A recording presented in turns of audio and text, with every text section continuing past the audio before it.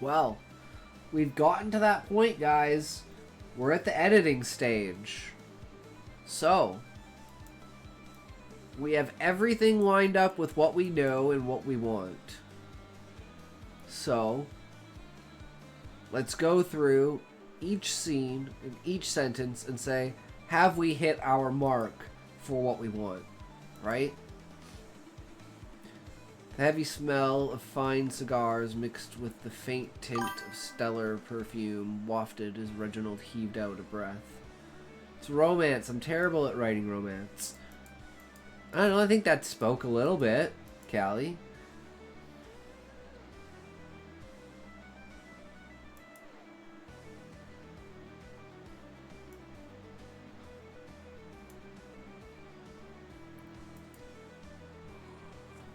Ooh.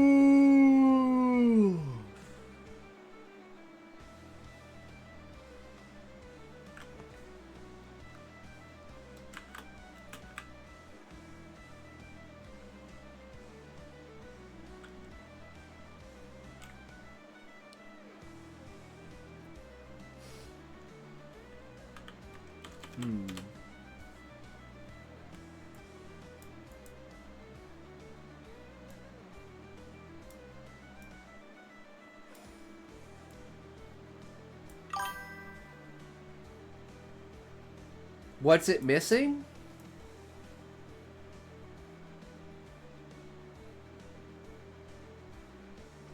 I will edit it immediately.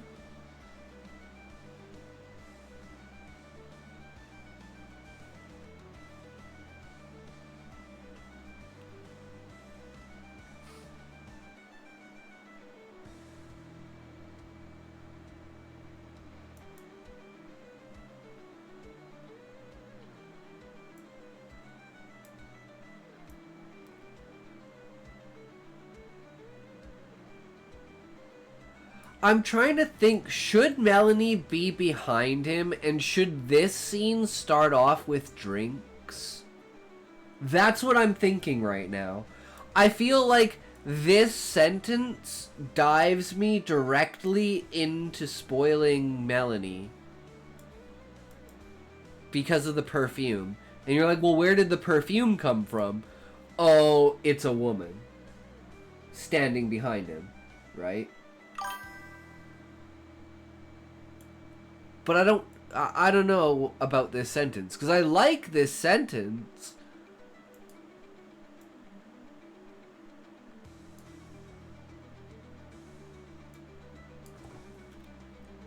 I think that works better, though. I don't think to say of fine, just say of cigars.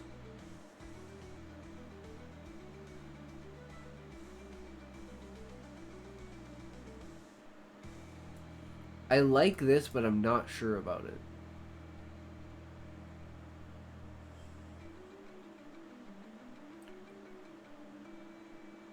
I don't think wafted is needed, so just the heavy musk of cigars mixed with the faint tint of stellar perfume.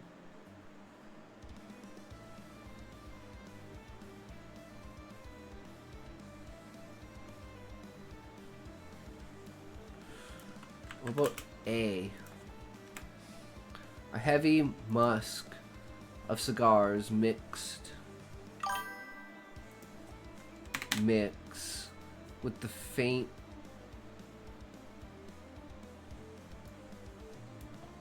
I think we just need the tint of stellar perfume. Only need to specify fine cigar if it's a surprise to him or her due to not normally being able to access such quality. Yeah, Sean. And he's the president, so obviously it's a fine cigar. And they're smoking a lot because it's a heavy musk. So it smells a lot like cigarettes, but it smells a little bit like perfume.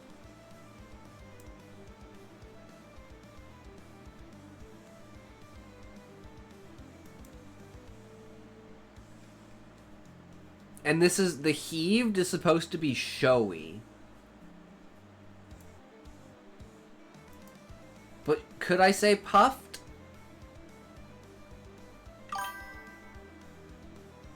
Are they at least smoking Mayflowers? That'd be ironic. I don't know, Levi. I don't know anything about cigars.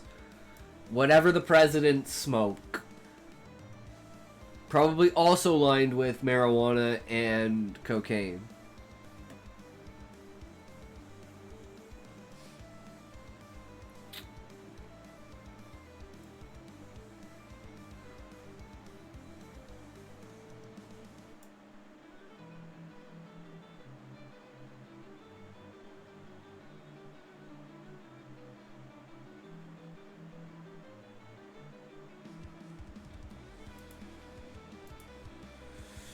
I think I need to set up the scene more than just this.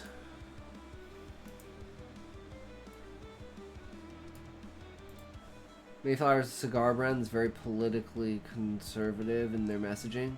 Ah.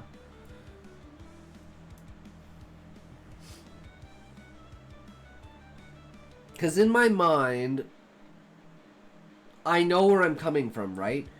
So, like, I need to pick people's mind to get them to where I am. But it's like, with just this sentence, you don't really get anything out of it, right?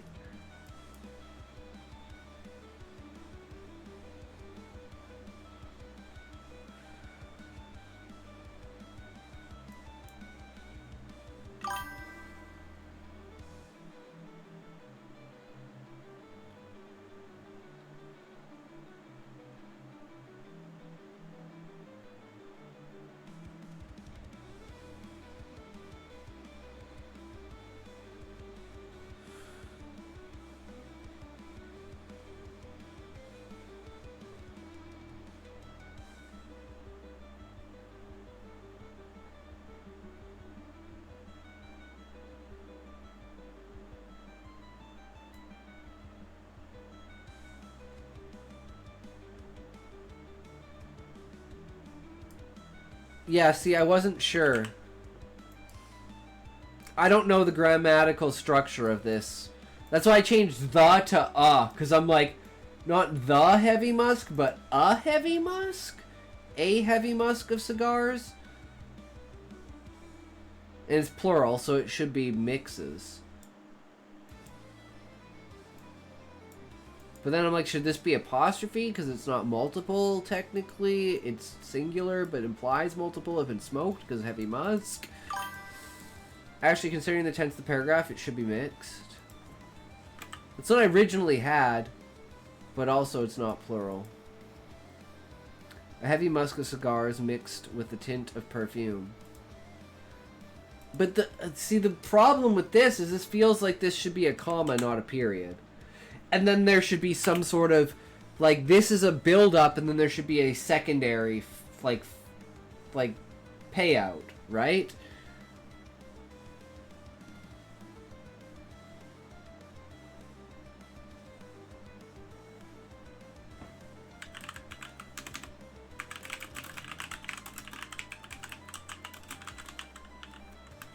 What about that?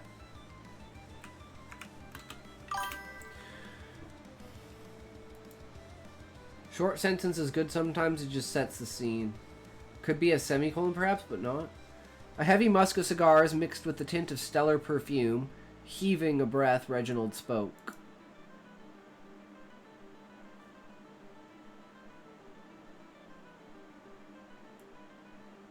Now we take this, and we make the first sentence an action.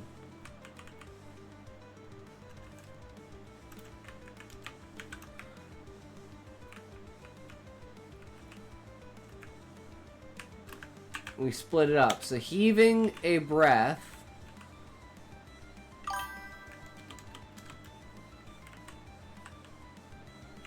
And this is like the stipulation in the middle, right? So it'd be like heaving a breath, heavy musk of cigars mixed with the tint of stellar perfume.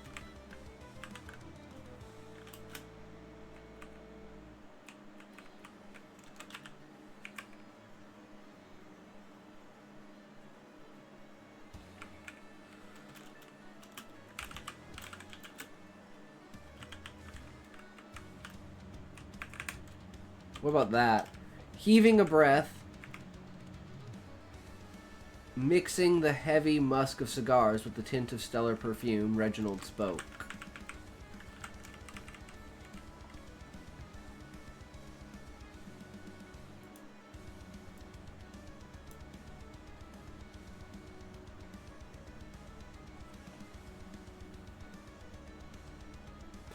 It's an action. That action has a consequence. That leads into this, and then we simply need something like... Because this is going to be in the back of your mind, right? So we need something that's like... I mean, it gives off the vibe that there are women here, right? It's like them and their wives. And then eventually we have him come over. I think there's a conflict with the sentence where it's as though you would say A mixed with B does Y because A mixed with B can act as the object of a sentence.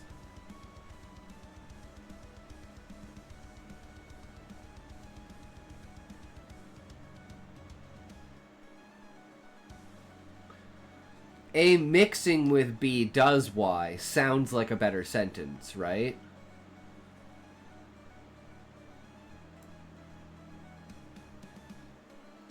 I'm not sure.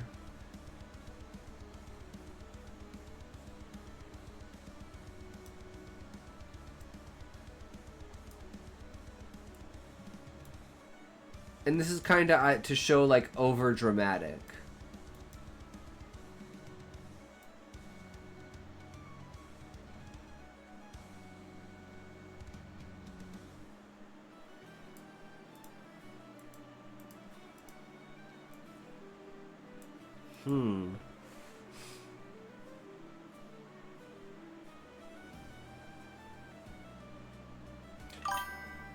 It's like the opposite of a garden path sentence. Like I said, I don't care about actual grammatical correctness. All I care about is, does the sentence hit? Right? It covers him breathing, it covers the cigar, it covers perfume, and it covers him.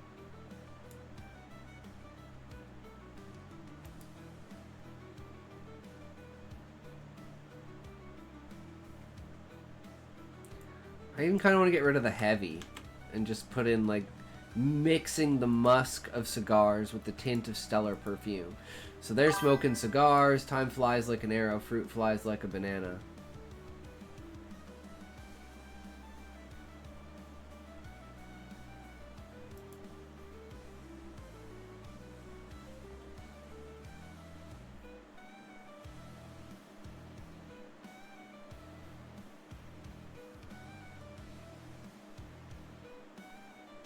I'm not seeing... Like, I understand the sentence, Levi, but I'm trying to find a connection to this. Like, are you suggesting, like, that's how I use the sentence structure?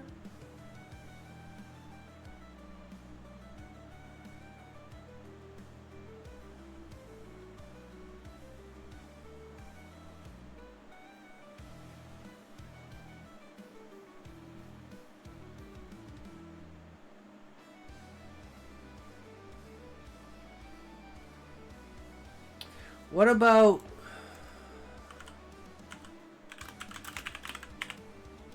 Fuck. I lost the sentence. Shit.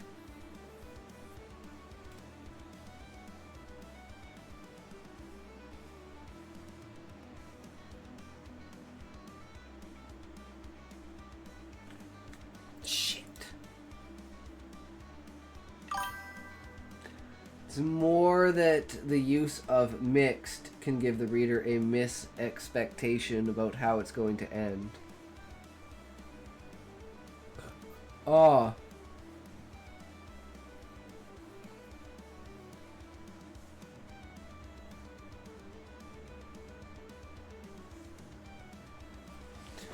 Shit.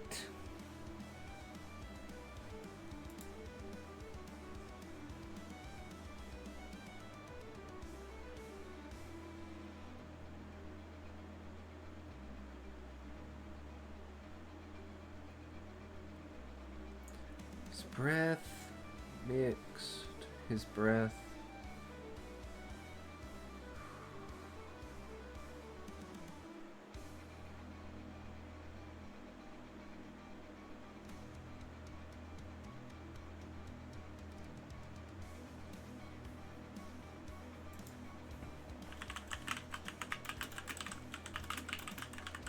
It was something like that.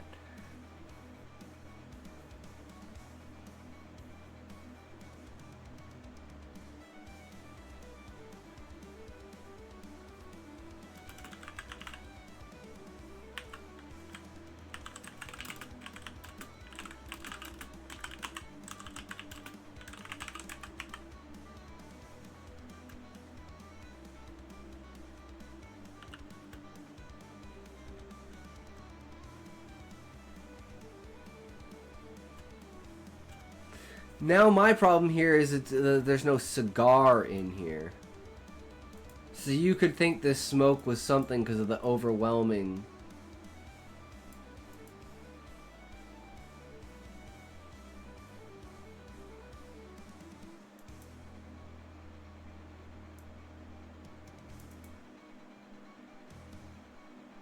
What do you guys think?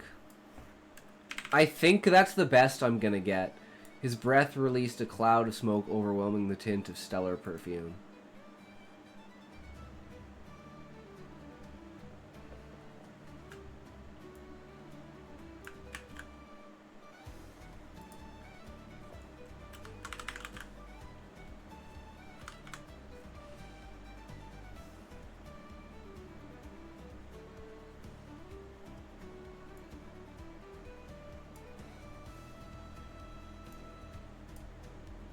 Okay, and then we can say, like, he spoke.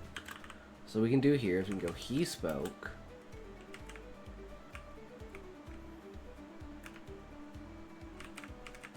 And then instead of this, it's gonna be, I'm just gonna put in here, Melanie responds, introduce, Melanie,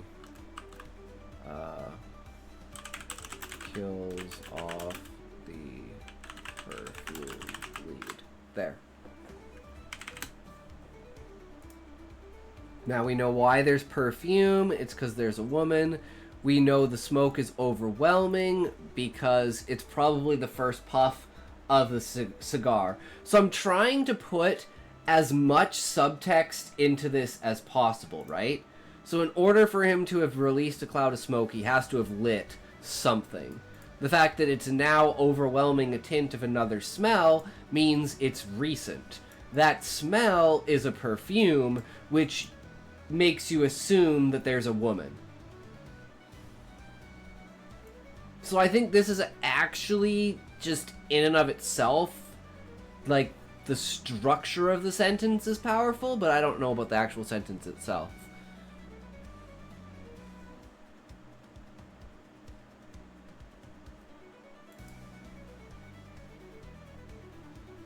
But I think we're just going to go with that for now. And then say, he spoke.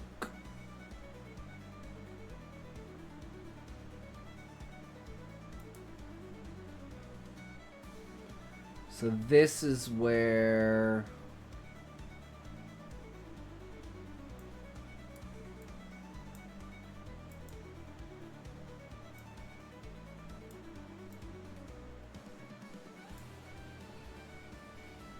this...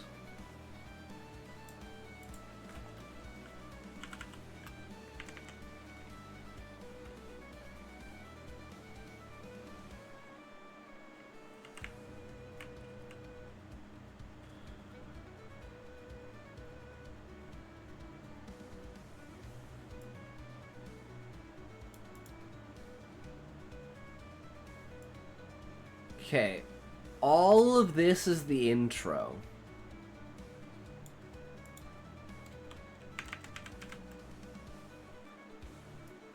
So we're taking all of this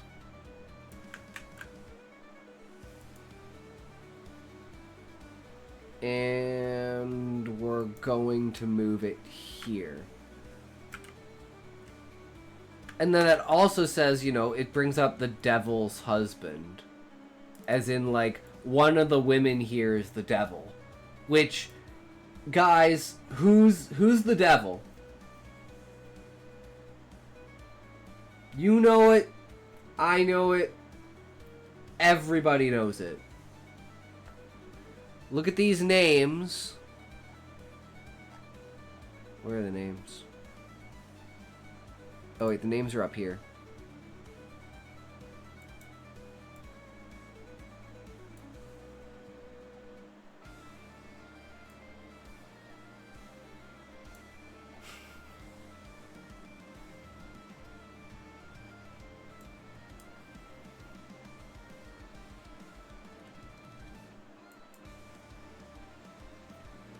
It's Hillary Clinton.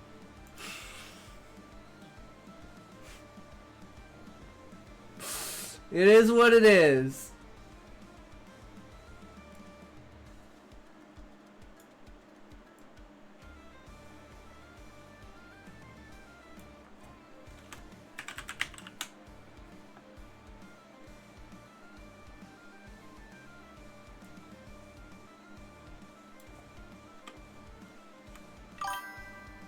Thank you for the lurk, Callie. Hell yeah, Muffin.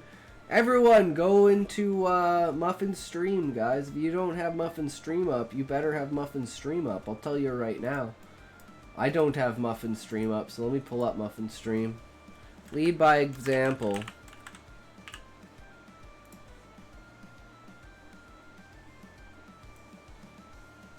There you go. Get your asses over there.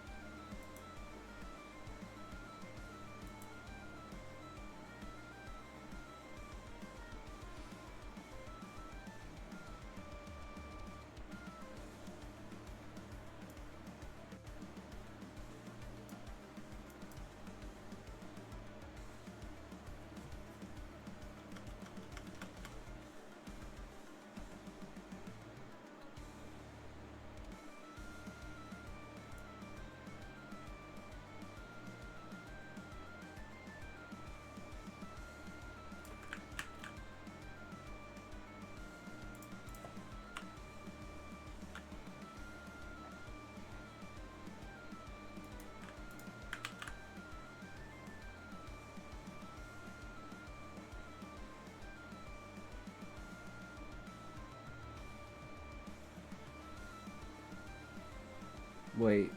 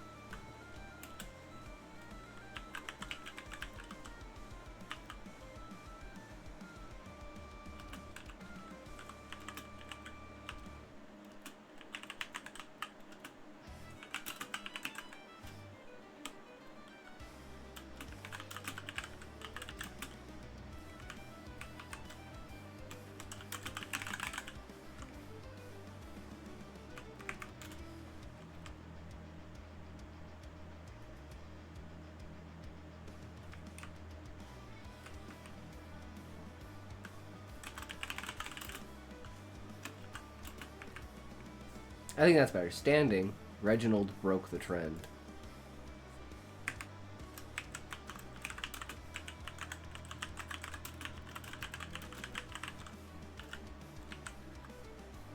And this is supposed to be like...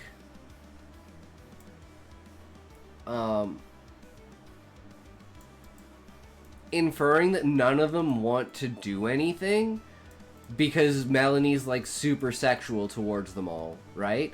So they're all like, yeah, no, we're not going, we're not touching that with a 10-foot pole. And then Reginald's like, hey, guess I have to do it, she is my wife after all, right? And he's like, yeah, some gentlemen we have here.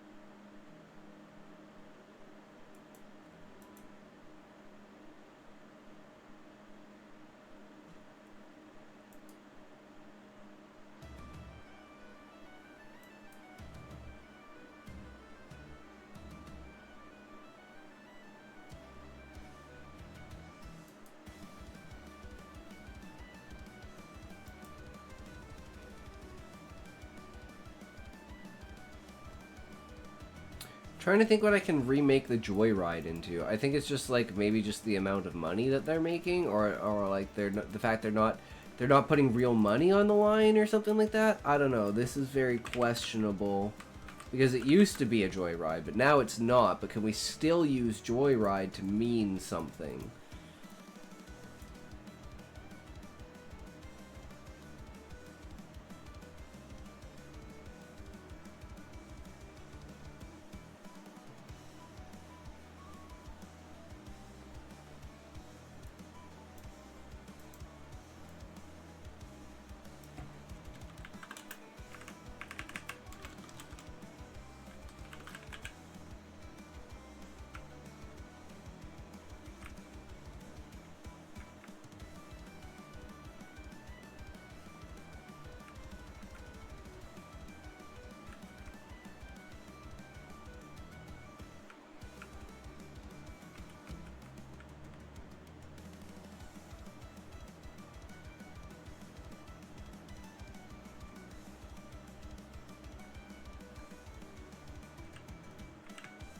I think this should go before.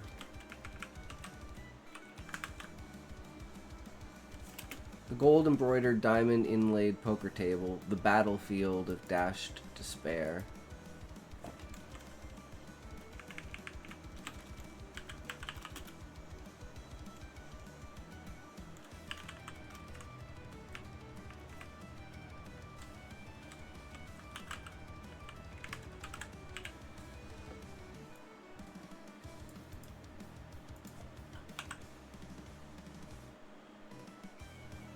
The gold embroidered diamond inlaid poker table, the battlefield of dashed despair, had the men sitting firm in their chairs.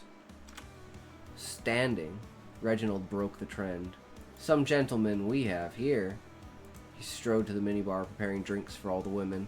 The wives of the men strutted up with empty glasses. They toiled their men to compliance with their own special tools. This is kind of like supposed to be like they're all hitting on Reginald while he's pouring them drinks.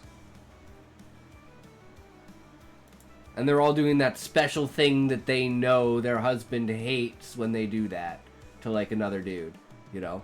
And just trying to catch their attention.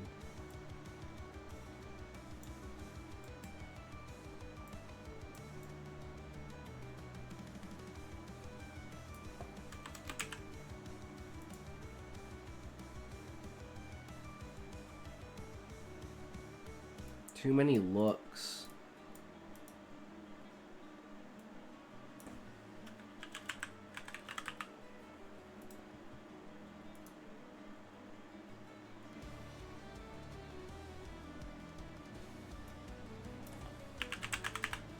Turned towards Melanie, making a kissy face. She curtsied and blushed, escorting the rest of the women back to the couch. That's like his sign of saying, okay, it's done, I cheated, we win. That was the original idea for this, is that, you know, he was gonna go up there, get everyone's attention, do something, you know, and then, like, fuck with the cards or some shit like that. But that never really happened.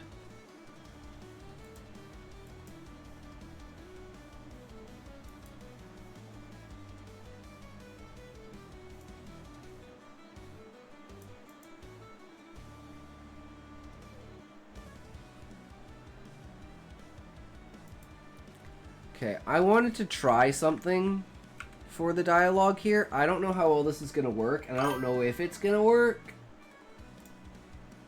because it didn't work earlier. But I'm just gonna section out a bunch of shit here.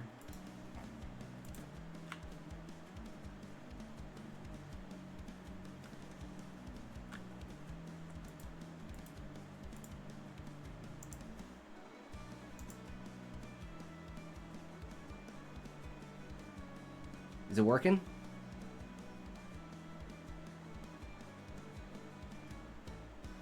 Okay, we had this problem earlier where it just like kind of pauses at the point of scripting it actually onto the page. I don't know if it takes a while to warm up.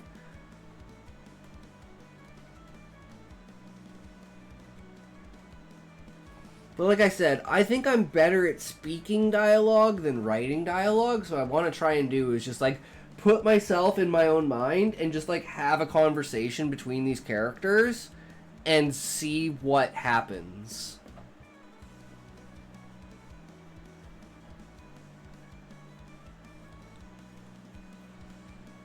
Because like I get a lot of lost in translation when I'm trying to type it down onto the page. But I think just having like this huge scene thing that I can go back through and be like, okay, this is good bits of dialogue, this is good bits of dialogue. I think that's just a better way for me to do it. But we'll see how it goes. If this frickin' thing works.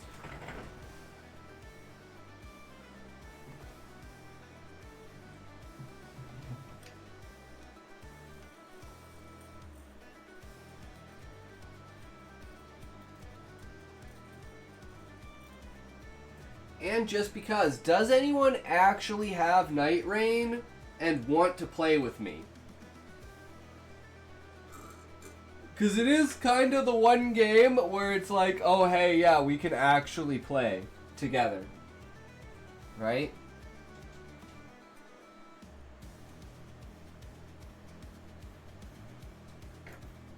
But I'm pretty sure they said you can only go in groups of 1 or groups of 3. There is no groups of 2. It's either groups of 1 or groups of 2. And that's what I remember from, like, the old Night Rain trailer. But who knows? I think that was just to limit the amount of, or, like, to, like, you know, congregate the solo queue.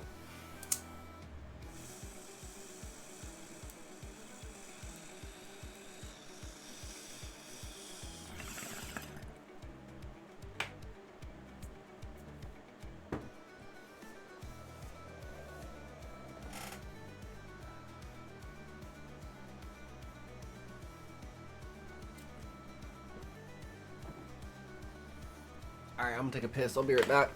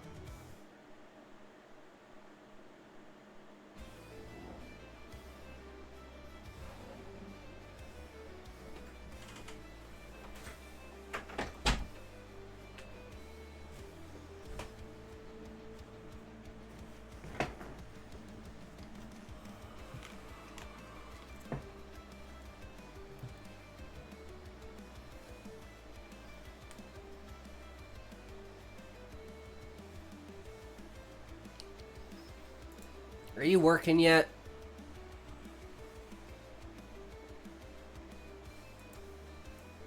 Work on it faster, bitch. Like, what the hell? Type it out. Type it out. Type it out.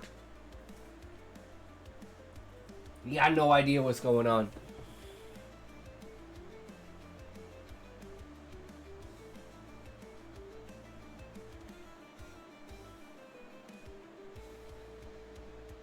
Like, I don't know. Goddamn, a 20-minute game, and I had 4 seconds when we lost on time. Holy, by the way, everyone ain't lurking. They're doing their own thing, I guess. I don't know. I'm trying to get this fucking text-to-speech to work so I can have an epic conversation. And I don't want to start because maybe I might get something good, but I guess it is what it is. I'm listening to a Cracked playlist too. Hell yeah, you are, Muffin. You know the music, man. I don't know shit.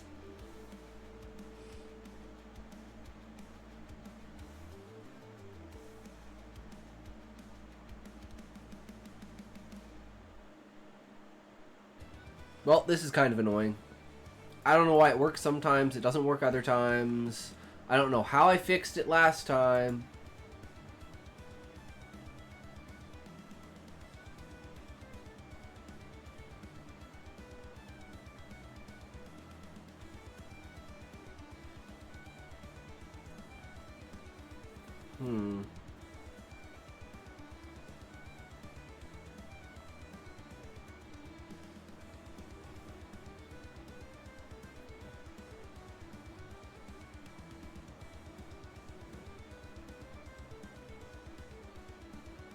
It's that time again. Off to do my eye inspection.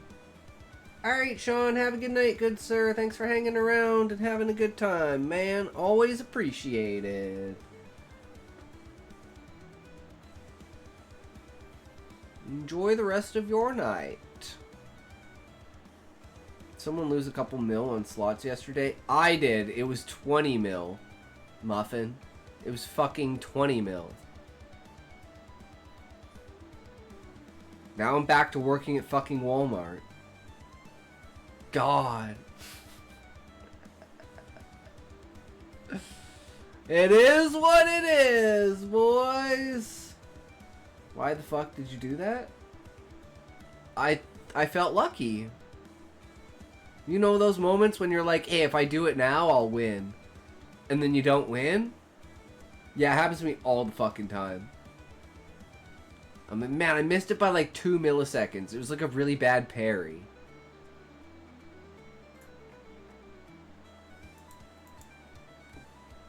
I'm gonna turn it off and turn it back on. What do you mean by working on it? Hype it out, bitch! What would you do? Walmart job or stream? Consider the fun factor, community, and earnings. I mean, if I could just stream and I could make enough money from, like, congregating all of my content and getting to... Like, that's what I'm trying to do, is, like, spend the meager amount of time that I have accumulating, the knowledge of creating good content through creating trash content. And eventually, we should level up to a point of creating good content. And in and above everything, we will have a library of content for people to scrutinize over. Right? So, it's I am using the Blue Yeti. I don't know what version it is, but it's like 5 years old. Yeah, it's just a Blue Yeti.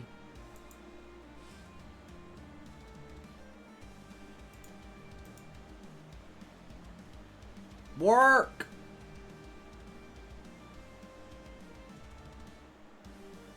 Type. Hey, it worked!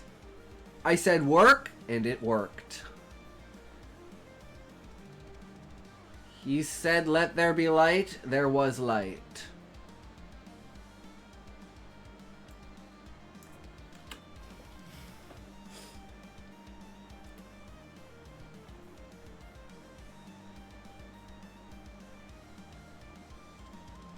Okay, I need to take a tote. Yeah, $200 ain't good for me for a mic. It ain't worth it. Yeah. And I wouldn't recommend getting anything else. So I just use the mic that you have, Muffin. It doesn't matter if it's a good mic or a bad mic. Let's see, did that work? Okay, so we can turn it off and then turn it back on, and it does its own thing. Okay, we have a 1-button turn on and a 1-button turn off, boys. We got this. And it makes every part of the stream sound tiny.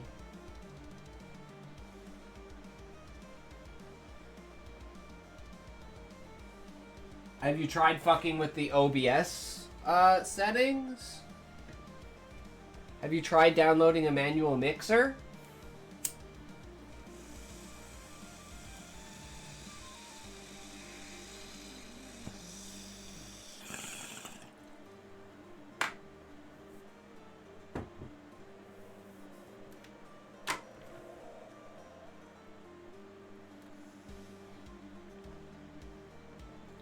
Sounds like if you took the audio and put it in a soda can.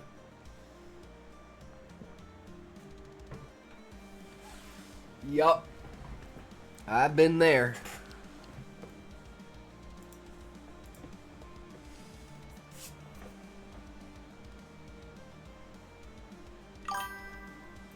Listen to my stream. I don't know if your music is saved for YouTube, Muffin.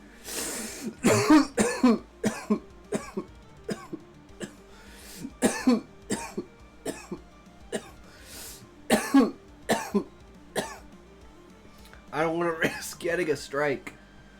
I have to be a good boy for the next 90 days. No music. It's copyrighted. Sorry. I know you have bangers on there. Thanks, Muffin.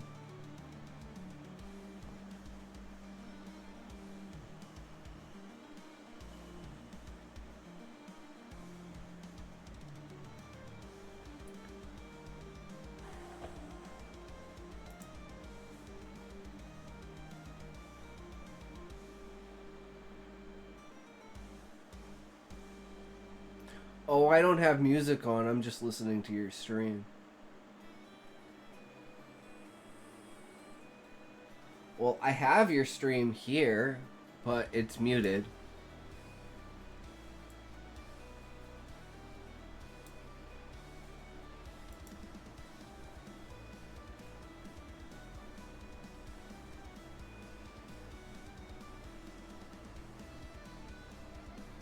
Okay, are we ready? Are we ready for...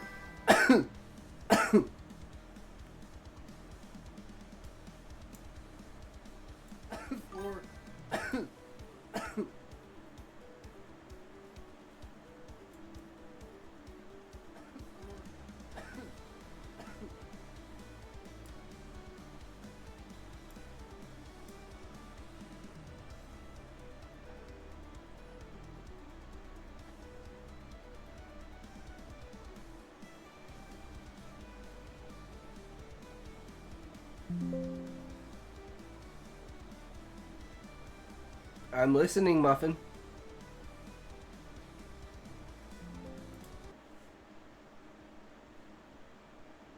I'm listening, Muffin. Is your mic not working? I'm listening, Muffin.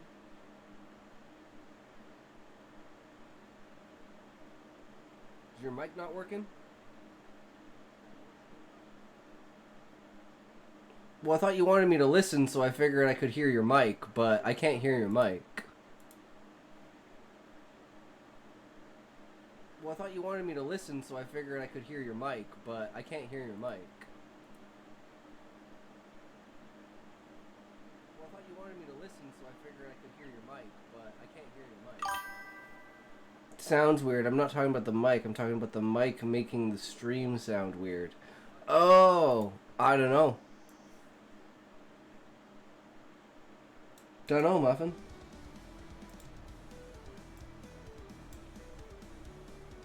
Could not tell you.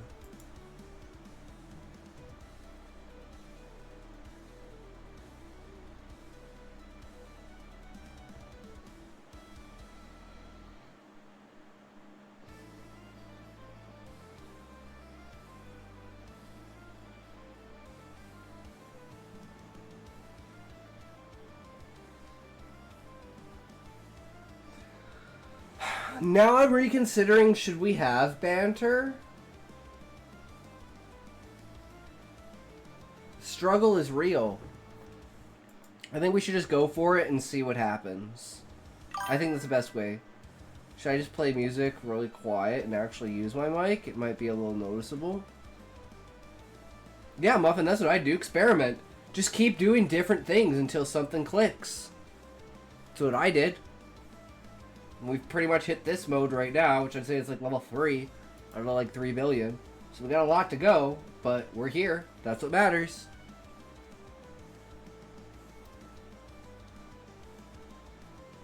There's no one in chat to talk to.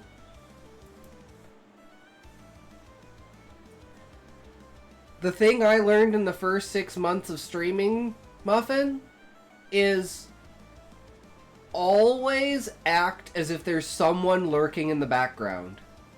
So always try to be talking and engaging and giving that person a reason to reach forward and type on their keyboard. Just always try to be like visualizing, like what can I do at any, like just sit back for like 15 seconds and say, what can I do right now? Yeah, literally, that's what you do. Talk to yourself like a schizo. Like literally, if you want, go look at go back and look at my VODs, and like see how like over the months, I talk more and more and more and more. But at the beginning, I like barely fucking talk at all. And then we're at this point where it's like I'm just like whether there's people in here or not. Yeah, so you just find something to yap about. So what I'm trying to do right now is I'm trying to figure out what is something that they should be bantering about in the poker game other than Melanie? Because all I can come up with is them just talking sexist shit about Melanie. But I want to keep that shit super subtle, so I don't want to do that. So I'm like, what could be the topic Um, you know, so, things, I guess things off the top. Let's just go down here and let's just say, dialogue. You're on my stream, mute, and lurking. Yes, Muffin. I am always everywhere.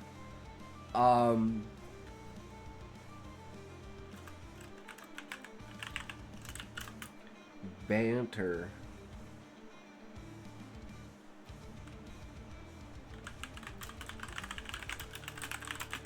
Simple as that. You pick something to make fun of. So, Josh is sleepy.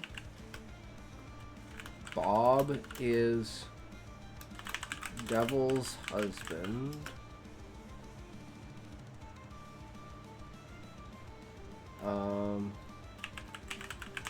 Richard is Dick.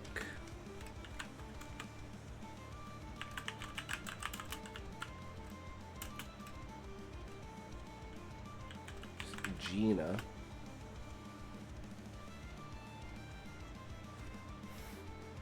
And boom, there we figured it out, guys. That's how easy it is. And then the banter is just going to be them making fun of Reginald's name because it has Gina in it. And they're going to make fun of him for getting up and pouring the wine for all of the women and basically being like the butler. And now all of them have something that can be made fun of. So let's see how the dialogue goes.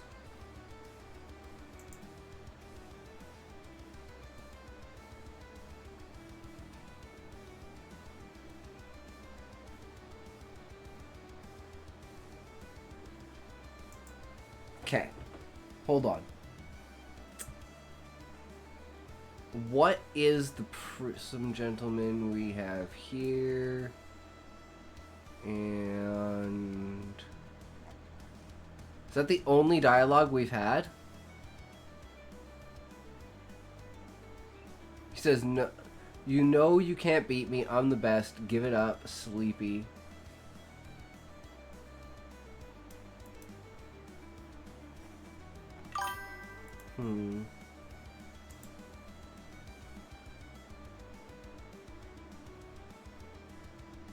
You say that like you hold something against it, Gina.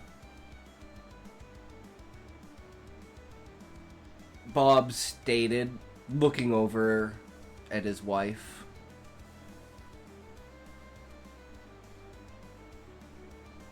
He leans in on the table.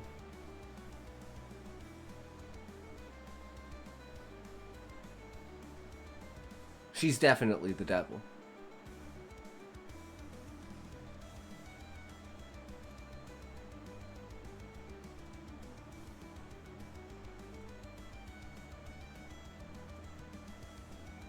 But better the devil you know.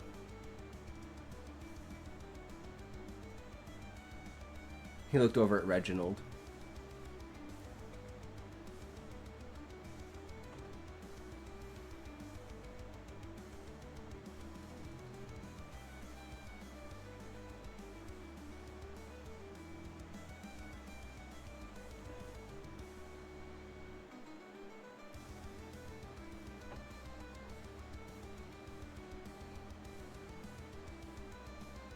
The only sleepy I'm known for, Josh paused, raised his eyebrows and looked over at Reginald's wife.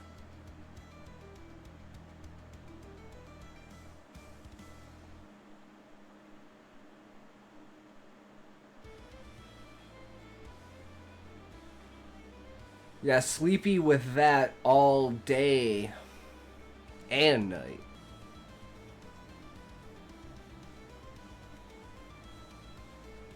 They all burst out laughing as Reginald sat back in his chair. Never one to be outdone.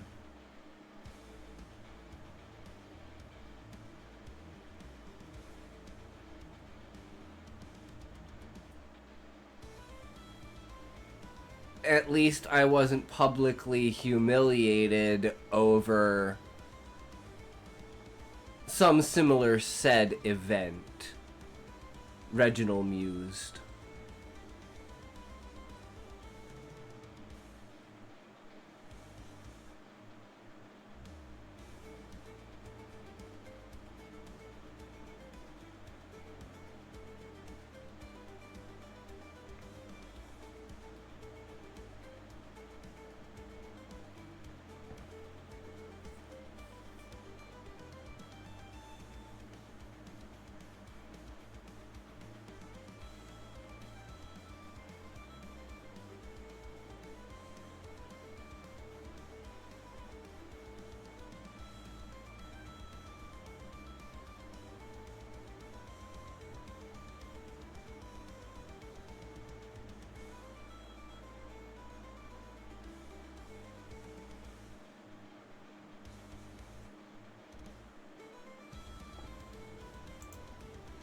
I'm just thinking way too many sexual jokes. I'm trying to keep this like very subtle with it, but it's like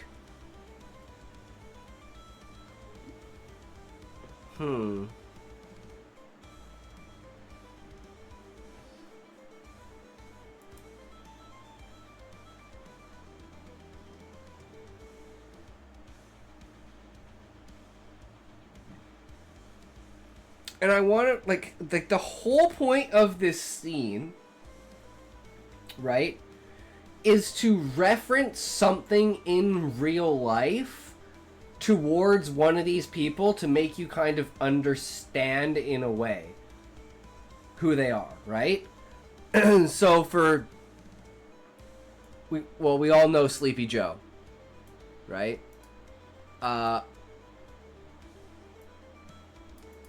We all know Hillary's a bitch. Right?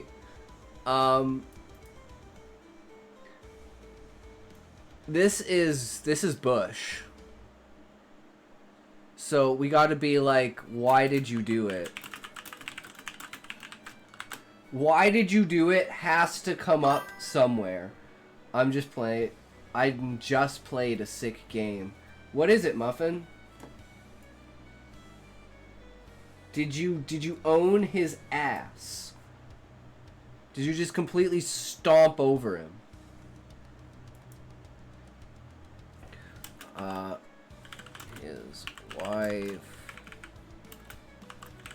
His wife. Well, technically his son. So actually, yeah, we need to mention Tanner.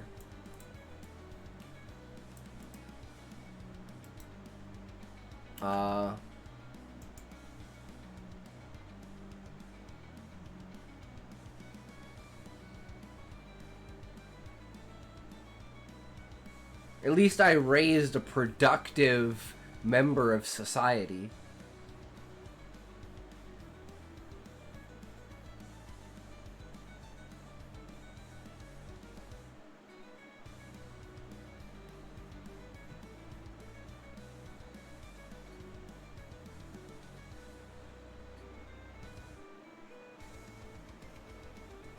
Reginald continued.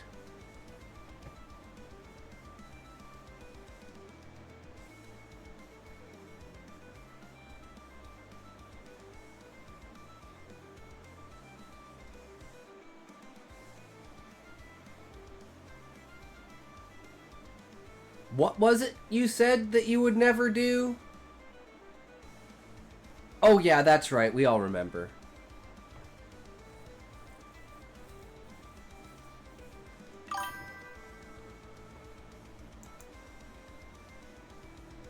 Can you put push out in the song? J806, how's it going, bro? What do you mean by can you put push out in the song?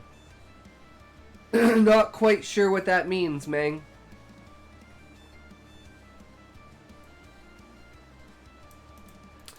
And then we need our mill,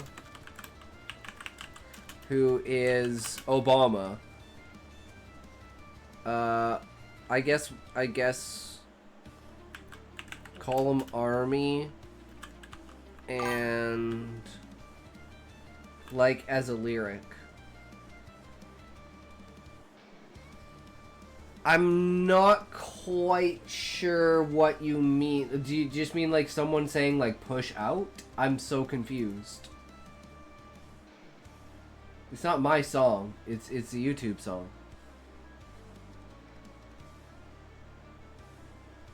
So I don't know exactly what you're talking about, but I mean, hey, if I can, I'll try. You know.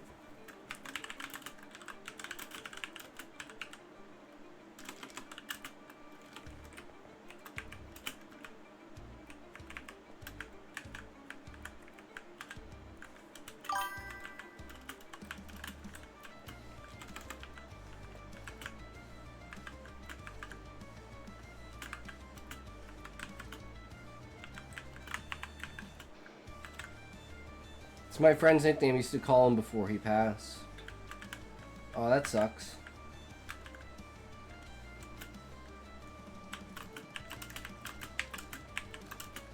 I'm sorry to hear that, good sir. Push out, push out. 1A, 2A, 3A, push out. Push out, push out. 1A, 3A, 5A, push out. Push out, push out, push out. START 1A, 2A, 3A, push out. Push out. How was that? Was that worthy?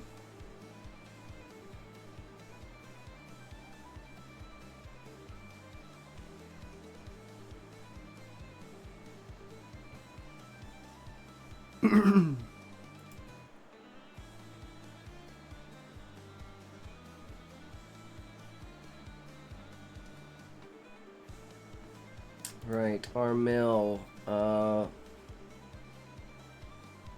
healthcare.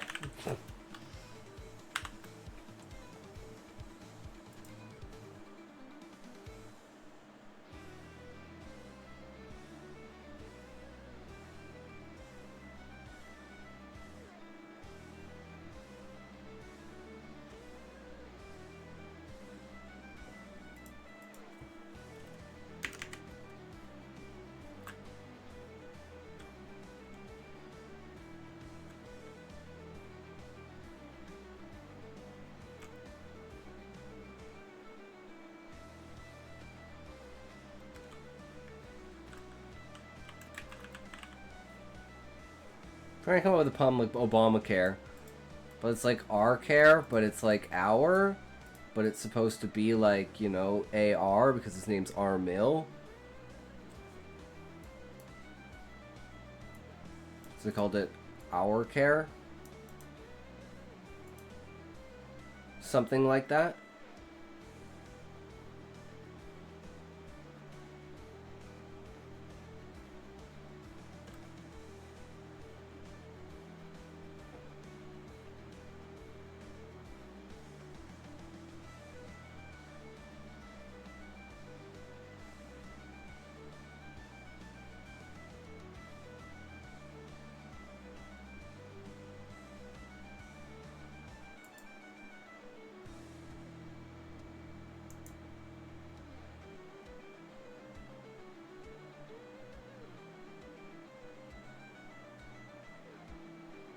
Well, at least he's better at building bridges than Army over there. Burned a bunch of those with that healthcare memorandum.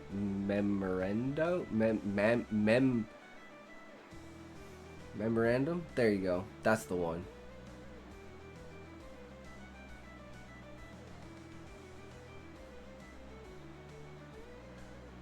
I think pieces of that are still pressing together thanks to Josh. I don't know, my time wasn't too fond of that, but it is what it is, replied Reginald.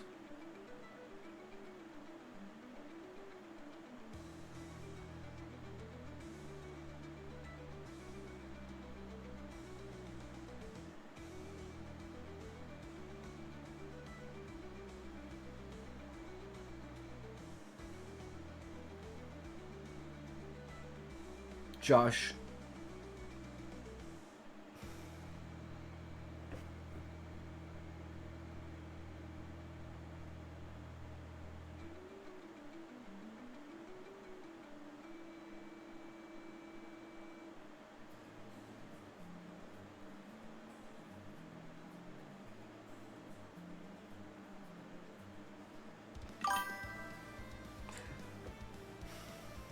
At least I didn't tell him to do it. Josh looked over at Dick. Why did you do it?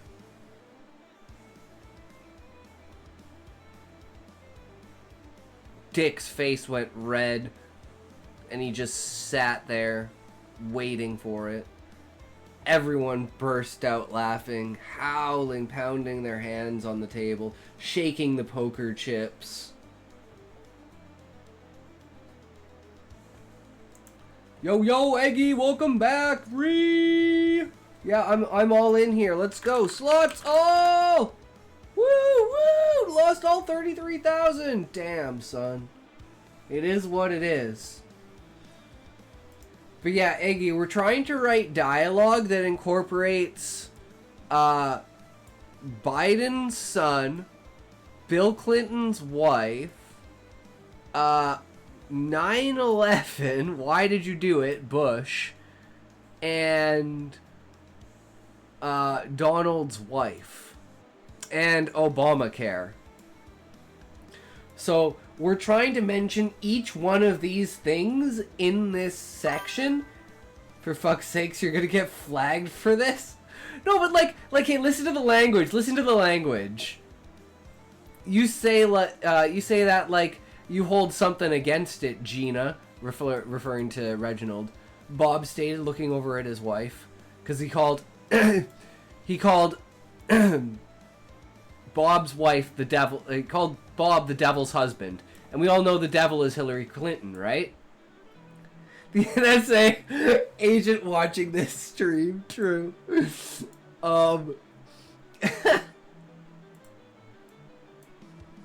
Whoops. I don't know what leans in on the table, who's supposed to do that. She's definitely the devil. Oh, yeah. Bob leans in on the table. She's definitely the devil. But better the devil you know. He looked over at Reginald.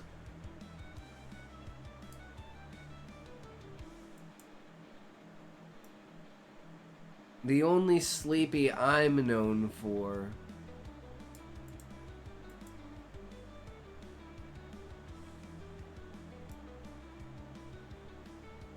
So this is another person talking. Only sleepy I'm known for, because he called him Sleepy. For Josh paused, raised his eyebrows, and looked over at Reginald's wife. Yeah, sleepy with that all day and night. Like, it's just kind of, like, basically inferring the sexuality, right? They all burst out laughing as Reginald sat back in his chair. Never one to be outdone. At least I wasn't publicly humiliated over some similar said event, Reginald mused. And if you get that one, this is referring to Bill Clinton getting a blowjob from an assistant. But see how, like, subtle it is? It's there if you know that it's there. But if you can't connect the dots, it seems so innocent, right? At least I raised a productive member of society. That's Tanner, which is Josh's, Joe's son. That's Hunter Biden. That's Hunter Biden. And Reginald's referring to his, in this case, well, I actually don't know. Hold on. No, I don't. I'm not looking that up on this PC. Hold on. I have to know before I say anything. I have to know. And no one will ever know if no one will ever know.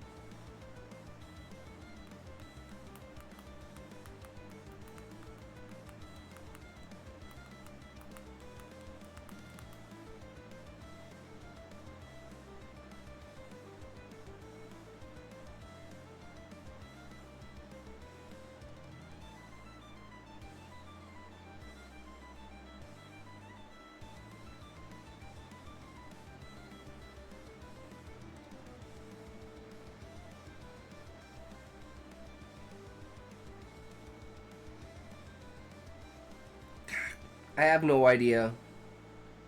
So I don't want to say it.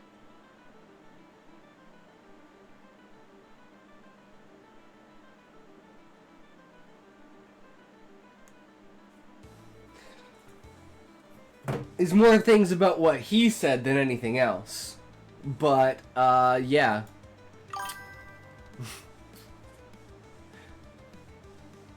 So he's referring to his kid in this case, right? As a productive member of society.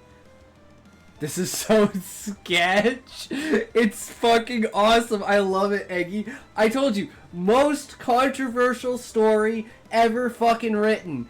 If there's ever gonna be anything, it's gonna be this. 'Cause you know what it is? My life fucking has to go bad in the worst way. So I'm putting this landmine purposefully there so that when I blow up, this landmine will be there for people to get hit by.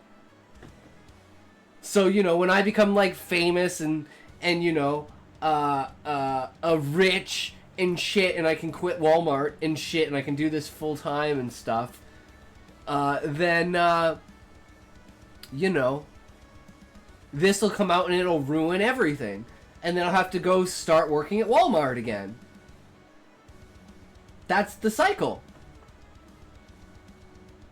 So, yeah.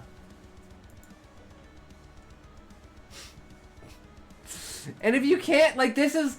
Okay, guys, this is my Tropic Thunder. This story is my Tropic Thunder. As controversial as you can be, but still telling the truth, right? In a way. It's definitely dog whistling, though. I love it. I'm Canadian. Fuck it. I don't care. I'm Canadian. I write what I want, bitch. What was it said that... Okay, and here's another one. Reginald continued towards Josh. What was it you said that you would never do? Oh, yeah, that's right. We all remember. Because he's referring to his kid, right? So what did Joe Biden do that was referring to his kid? To Hunter Biden. He pardoned him. And he said he was never gonna pardon him. So that's another point on the graph. That's right, we all remember. Well, at least he's better. I got banned from his... What'd you do, Aggie? Talking about feet? It's worst case. I'm allowed to talk about this all I want, but you talking about feet is bad. I love it. Well, at least he's better than... Better... at building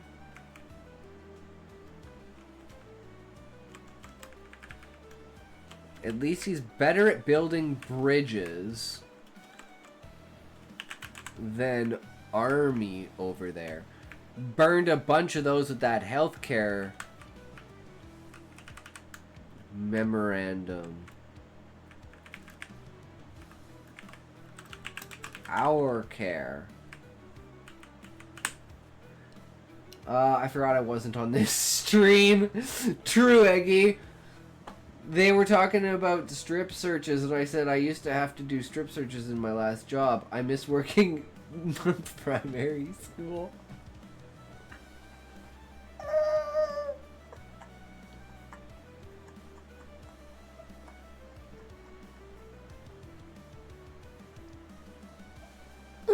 You can't say that, Aggie!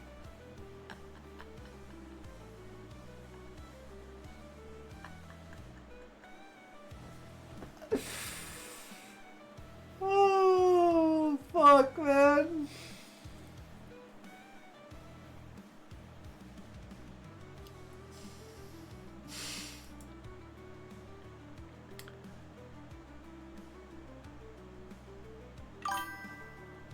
Yeah, I got banned.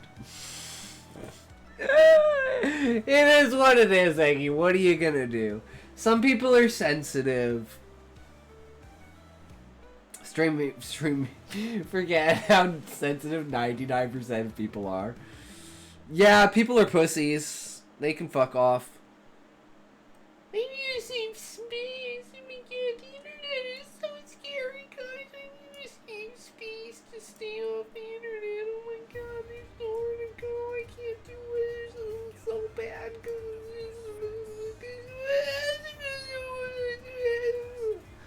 That's fucking people are. I employ posse.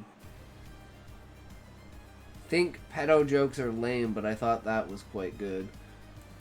I mean, I'm the insecure one. Constantly, in need of affirmations. Can literally eat butter with a spoon. Lol.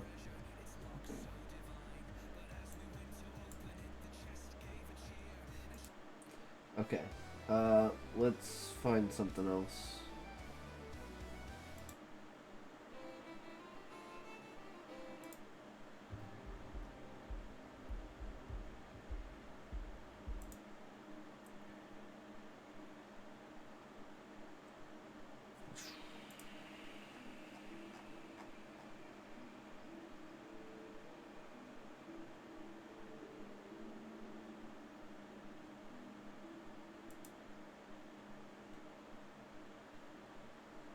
I think this one's good. Yes, Eggy. We finished Claire Obscure. So, do you remember how I said that? Were you here, Eggy, when I said that I'm pretty sure the world is going to be solved with like a one-liner? Where there's going to be like one sentence or like one paragraph that's going to describe the entire world. Well, they're inside of a painting. You are a canvas painted on by chroma as if it was virtual reality. That's why the world is so fucked. That's why nothing makes sense. That's why everything's so fantastical. It's because we're literally inside of a dream world. But all of the characters, except for like 2 of them, are from the dream world. And they want to save it. So it's like the original Verso is actually Mael's brother in real life. And Mael got trapped and forgot her memories of being a person outside of the canvas. And she's been trapped inside of the canvas for like an extended period of time. But time works kind of differently inside and outside of the canvas. But in real life, she's burnt. And she can't talk, her face is all fucked up, she's missing an eye. So she's inside the canvas because she wants to escape that reality. And Verso's dead in the real world. The only piece of him that's left is inside of the canvas. But her mother and father are actually the ones that are fighting. That's the Paintress and Renoir. But Renoir is like a version of her father, not actually him. So you know the guy who upgrades your weapons, the curator. Do you remember him, Eggy? The guy who upgrades your weapons. And do you remember me saying that he's going to have an extremely pivotal role to play? Well, guess who the curator is?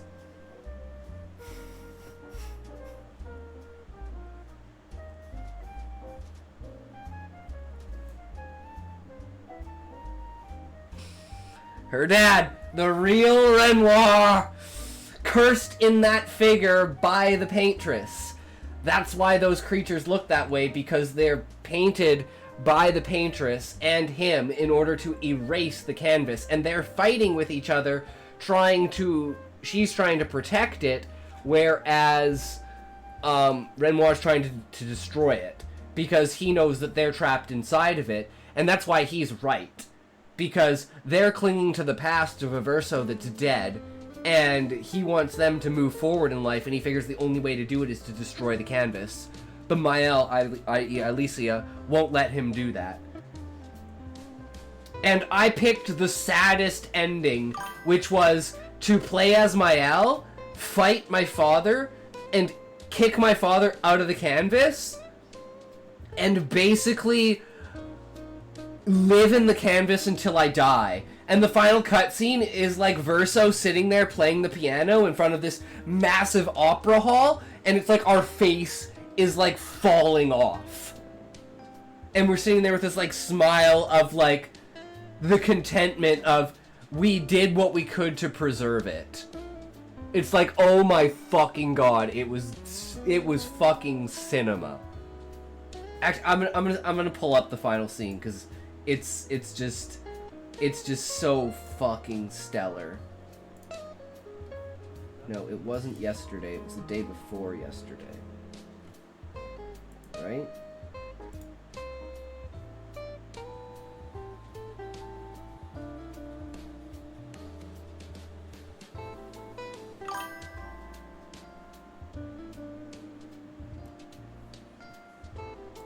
Here.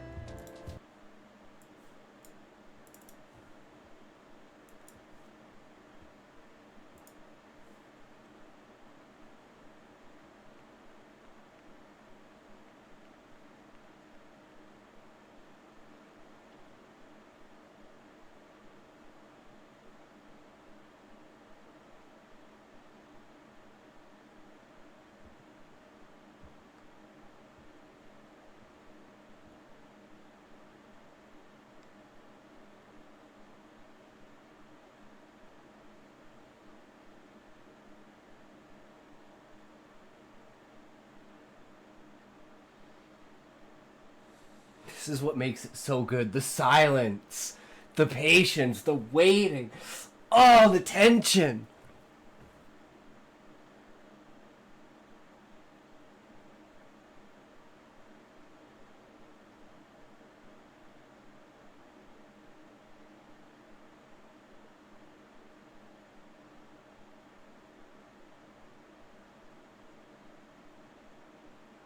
Because they're the only two people that know the truth, that she's gonna die in here.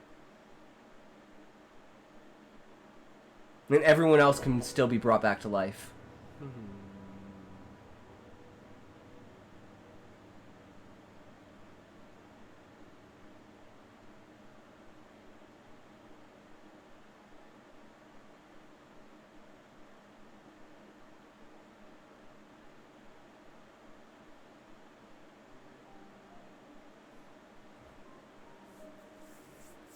Fucking goddamn cinema. Goddamn cinema. So good. So fucking good.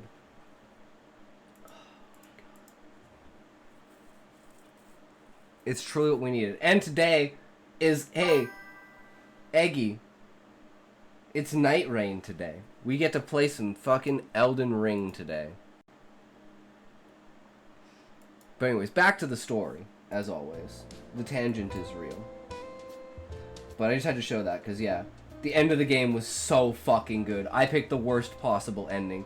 The darkest, most fucked up ending. Because I just wanted, and it's not even that I chose it. I play as Mael, because Mael's my main character. You know what's fucked, Eggy? Is there were only 2 moments when I almost cried. I literally probably didn't blink for 10 minutes straight. Just so because like it was like the lower half of my eyes are just like filled with tears, but they're not quite like reaching over. So I'm just holding my eyes open, tilting my head back, just like refreshing, letting it fucking sink into my eyes for like 10 minutes. It was at the very beginning with the gommage. And it was at the very end when I had to kill, even thinking about it now is making me tear up. Like, it's having to kill my dad and send him away, knowing that he was doing this to try to save me. And now I'm forcing him to basically watch me die. And he's already lost a son. It's so fucking good. There are no good endings, man. True amazing stories do not have good endings.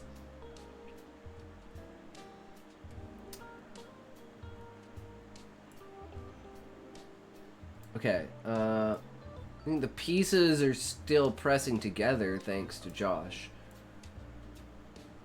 I don't know. My time wasn't too far. Too fond of that? But it is what it is. Did I actually say it is what it is?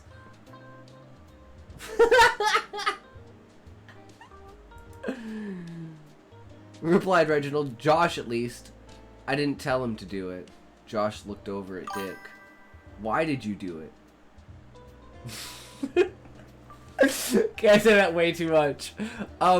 Then there's this one. And then Josh, because they're all trying to, like the whole point of the banter, it be like, it do, no cap, true. It's like, each one of them is trying to pull the banter off of themselves onto someone else, right? And then the next person grabs that banter and puts it onto someone else. And then someone else grabs that banter and then puts it onto someone else. And then some, you know, it goes around in the circle. From Reginald's wife to Bob's wife to Josh with Reginald's wife to Josh's kid to Dick and 9/11 and why... Oh, actually to Obamacare to Dick, why did you do it? And then Josh looks over at Dick. Why did you do it? Dick's face went red and he just sat there waiting for it. Everyone burst out laughing, howling, pounding their hands on the table, shaking the poker chips. So he said the thing! He said the thing! Why did Bush do it? Why did Bush do it?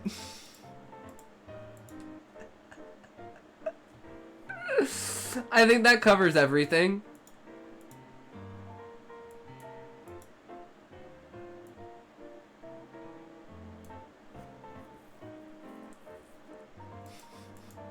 Just gonna let that one cook.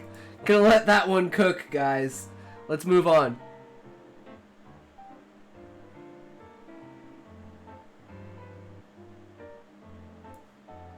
I think we can just get rid of this.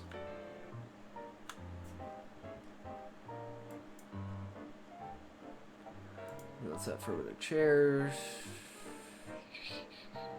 Okay, yeah. This is old news.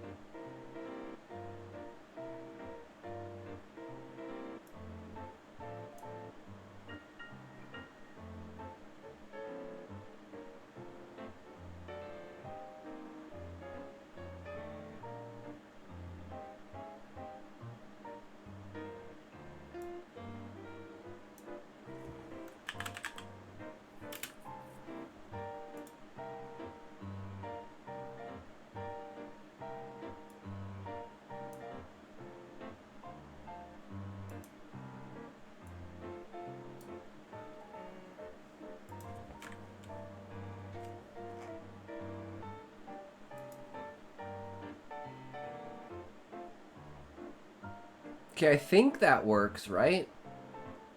So it's like they're shaking, and then it's like Josh is like, hey, I can still throw down with the rest.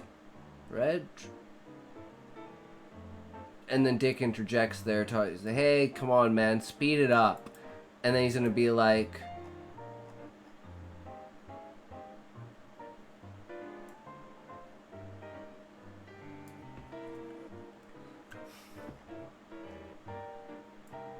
I think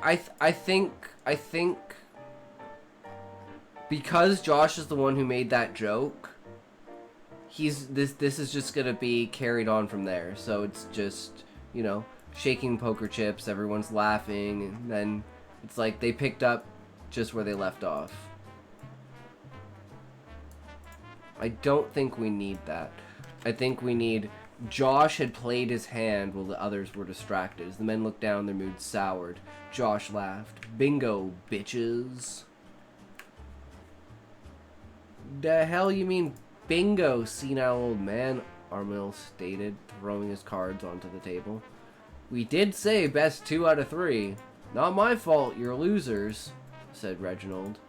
You hearing this guy? Even when he loses, he tries to win. If I was 20 years younger, I'd actually be able to flip this table. Bob stood up with his hands firm on the table. You gambled and lost. Thank Reg, at least, for offering it. Dick retorted.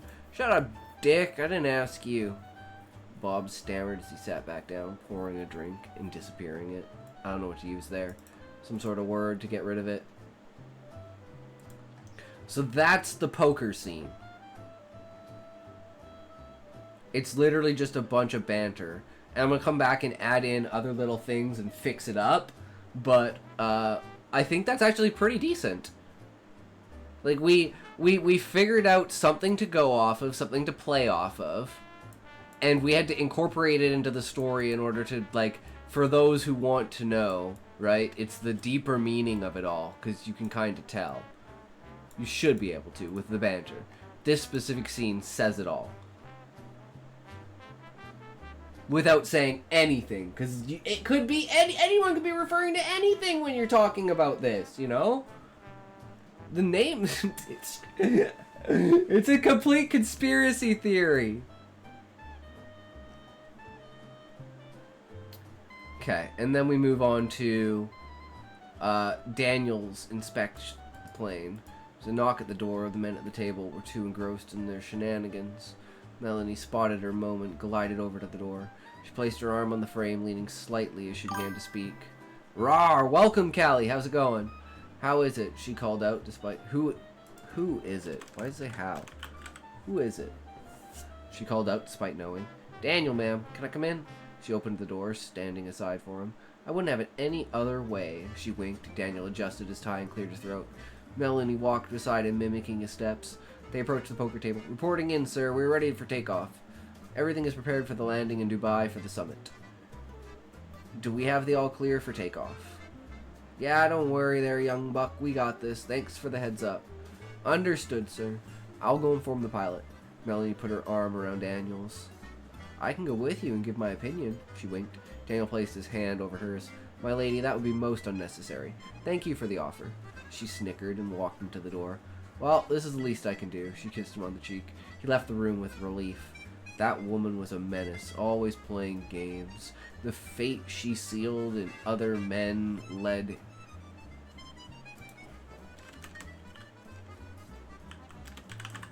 them. And again, this is a play on words with, like, leading them on. Because that's what she does. Lead them with a cold sweat. Lead them into a cold sweat, I think is a better way to say it. It's a very fucked up sentence, but that's kind of the whole point. This is my statement of poetry in the middle of everything. Just that one flashy piece that will catch your attention. Walk through the lavish corridors of the massive fuselage. Okay.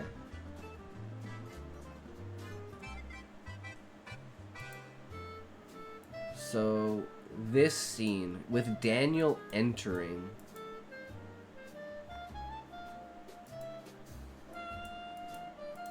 We don't know that there's a door.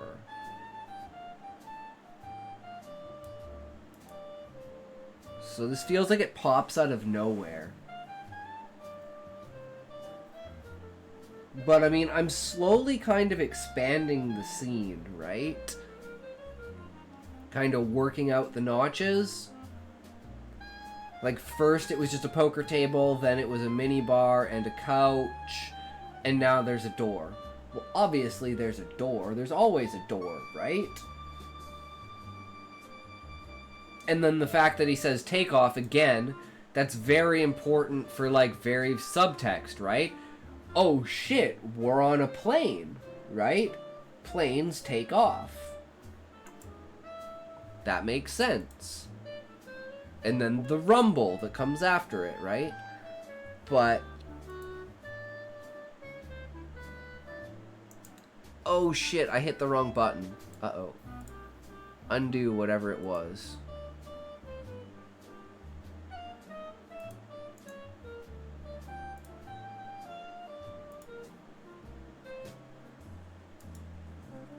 Okay, that's a dangerous button to actually have while this thing's active. It just writes all my shit out. I don't need this on anymore. We can turn this off.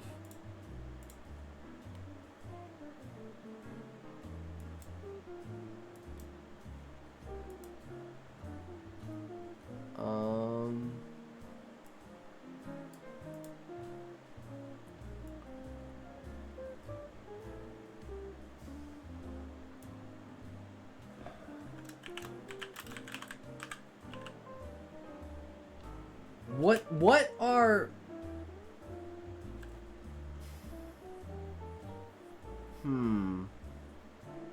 It's not an airlock, right? I want to describe what the door is. Like, what kind of door, right? Like, we're talking like an airplane hatch seal. Oh, maybe a hatch.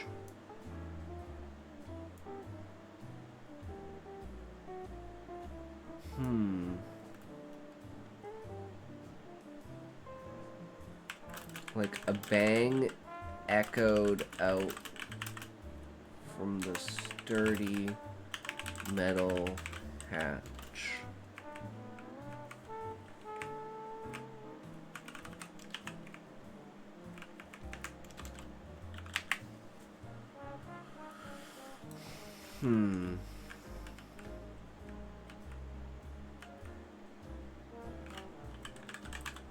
A knock echoed from the metal hatch.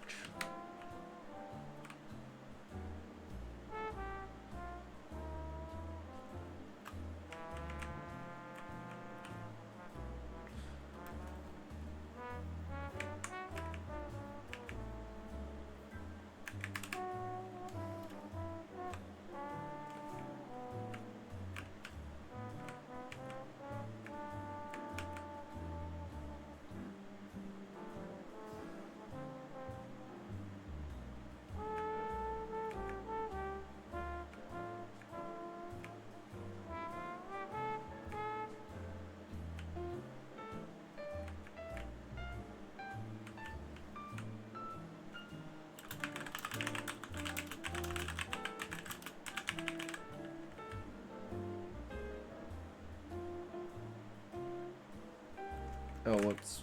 That's in the wrong spot.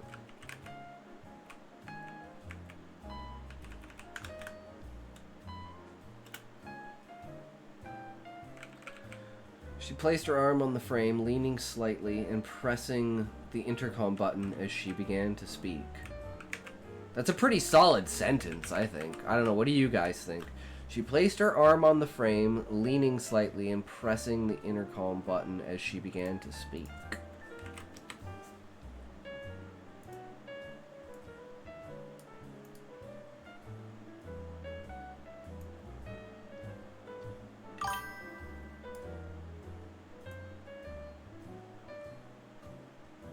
Because it's like, this could be its own sentence. This could be its own sentence.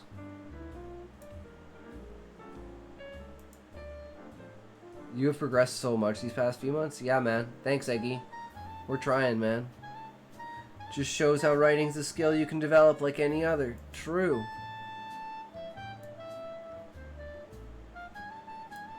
We already know she's speaking, so we don't need...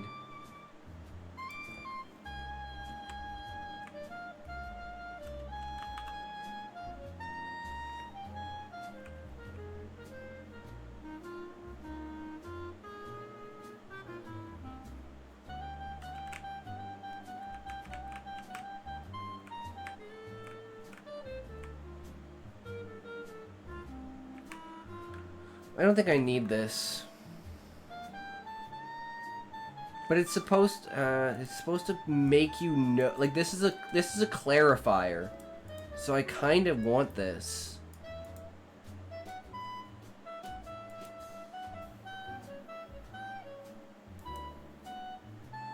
So maybe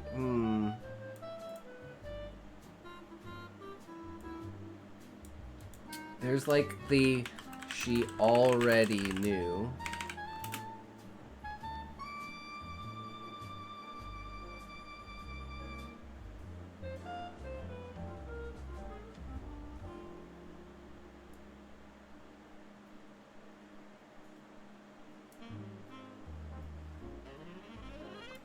Oh, I know. I know exactly what it is. The voice came as no surprise. Boom. Solved.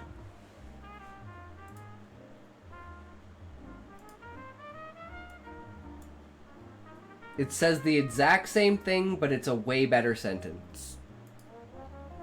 She knew it was Daniel, that's why she got there. I got alert Kemosabi. True, Eggy. It's all good, brother. Always keep it up, man. I believe in you. Thanks. Support yourself and support others. Daniel, man. What does Kemosabi mean again? Isn't it like a certain language for buddy?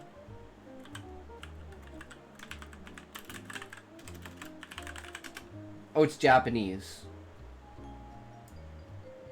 I wasn't sure. Trusty scout, faithful friend. It's derived, so it's not directly, but it's Gimozabi, which is Japanese for trusty scout or faithful friend. So they just changed it to Kemosabi because people are fucking stupid.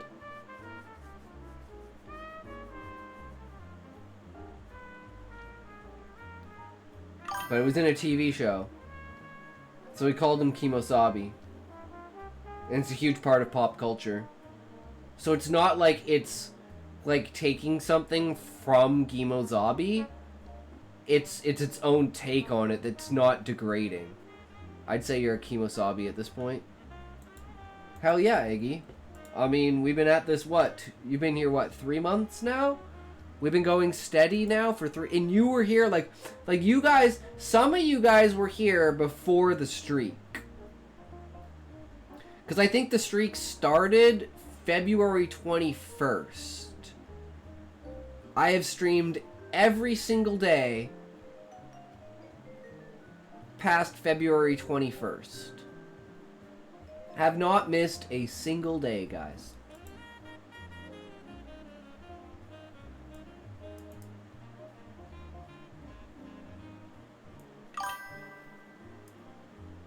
I absolutely love it. I have gotten so much progress done. I've had so much fun. I've experienced so much. I don't know why I would ever stop. The only thing that could get better is if somehow like the YouTube popped off, right? That's basically what I'm waiting for, is figuring out a way to make the because I'm like, I can do better than those YouTubers. I just have to get there. I just have to get there. Yeah, I'm just streaming stuff I enjoy anyways. Exactly, right? And like I said, at the end of the day, all of this is basically a facade for just me creating content and putting it on YouTube and just holding myself accountable to writing. So, this is the place the magic happens, but this isn't the place where the magic is productive, you know? Like, it leaves here to go be something great somewhere else. It's not like grinding some game you got forced into by your audience. I mean, it happens, but as long as you're not a one-trick pony, you know, one game Andy, I think you're fine. And people do a lot of React content. You just got to find your niche for React content. And people think of streaming way too much in the way of like, either you're playing video games or you're just talking to the camera and talking to chat. People can't see like anywhere in between the spectrum there. Or people that incorporate different pieces of that spectrum. I take every single piece of advice Asmongold gives. I curate that shit. The only thing I can't do is go back and watch my VODs. I mean, I go through them every day while I'm doing the stream highlight reels, but that's really the best I can do, because I just don't have the time. Even if I only streamed 3 hours every day, I wouldn't have the time to go back and watch that 3 hours. So it's like... I mean, I technically could, but I'd probably fucking fall asleep. And I wouldn't want to watch them before the next day's stream, because then I'd just be tired out by it, right? So I'm like, I just find small things. Karam Bembarek, welcome, welcome. How are you?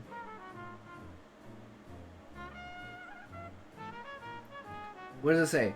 Sabotaged pro gambler bankroll, confiscated kick channel, Karam Beremberek 020 YouTube, Karam Bemberek subscribe. Like, the sooner I can start streaming, trying to get back on my feet, people, no offense. Oh, can be better. How are you doing? Good. We are writing the most controversial story that could ever be written ever. So, Karim, I'm gonna read this, and you tell me who you think these people are.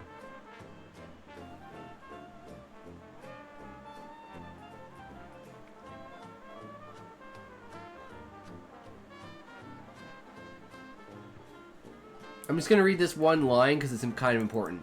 You know you can't beat me. I'm the best. Give it up, Sleepy.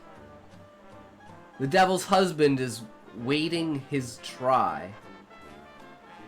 You say that like you hold something against it, Gina, Bob stated, looking over at his wife. Gina refers to Reginald, and he's looking over at Reginald's wife.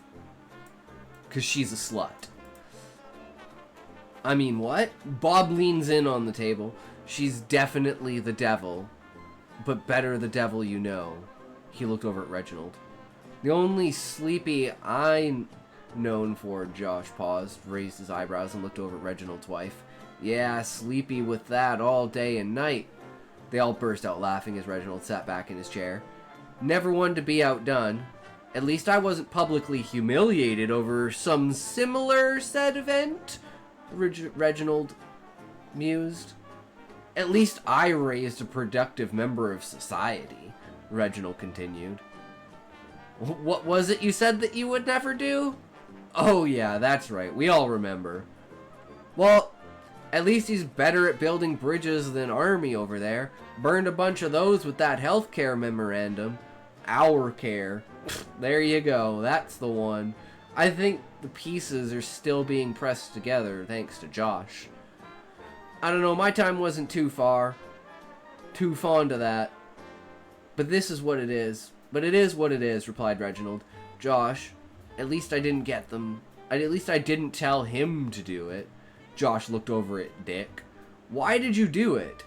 Dick's face went red. And he just sat there waiting for it. Everyone burst out laughing, howling, pounding their fists on the table, shaking the poker chips.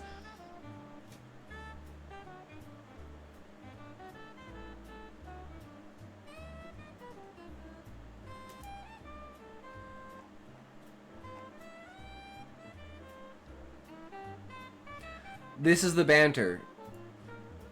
So, Josh, i.e. Sleepy, is Sleepy Joe. His son is Hunter. Bob, well, that's Hillary. The devil is Hillary, clearly. And why did you do it? I don't know. Why do Bushes do things? And we all know the big winner can't do anything without his wife. And the odd one out, everyone only cares about Obamacare.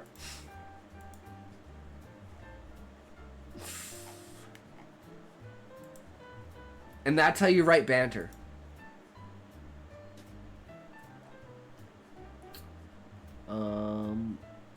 Right, and then we're still working on like the first little bit of this. Knock echoed from the metal hatch. The men at the table are too engrossed in their shenanigans. Melanie, spotting her moment, glided over. Okay, I'm gonna move this one. I feel like this should actually be up here. Spotted her moment, gliding over.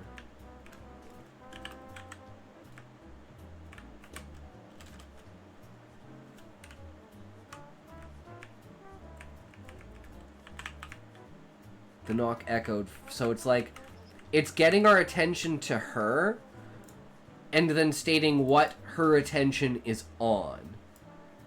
And then the fact that the other people are not paying attention. And then she gets into, like, her sexy mode.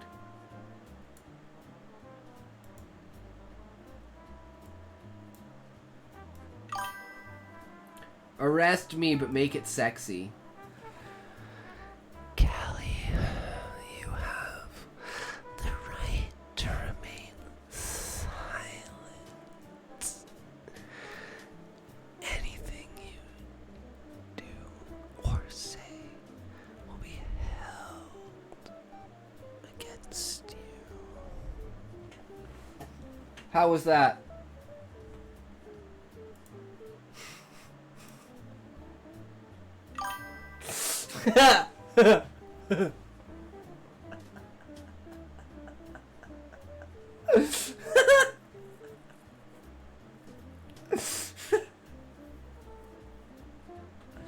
True.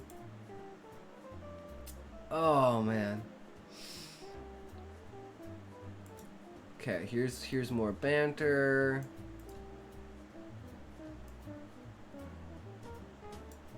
And I think, again, this should be the other way around.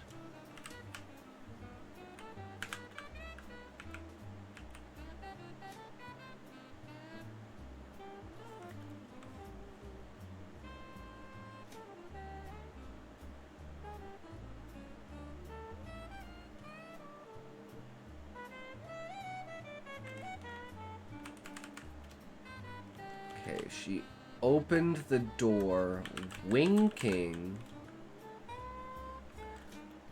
She opened the door.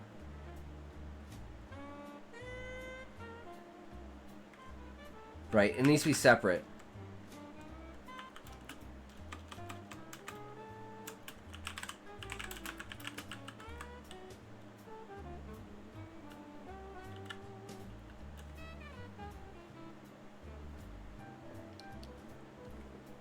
Because she's like leaning on the door sexy, right?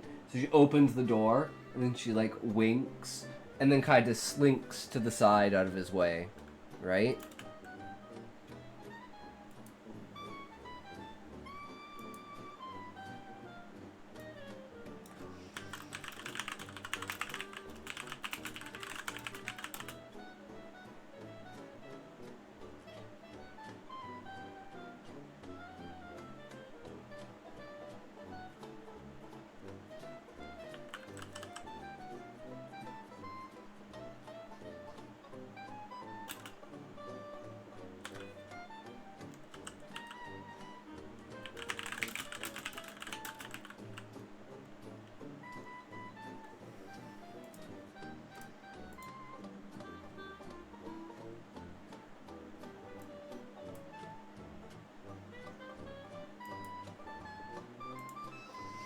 I wouldn't have it any other way. She opened the door, winking at him.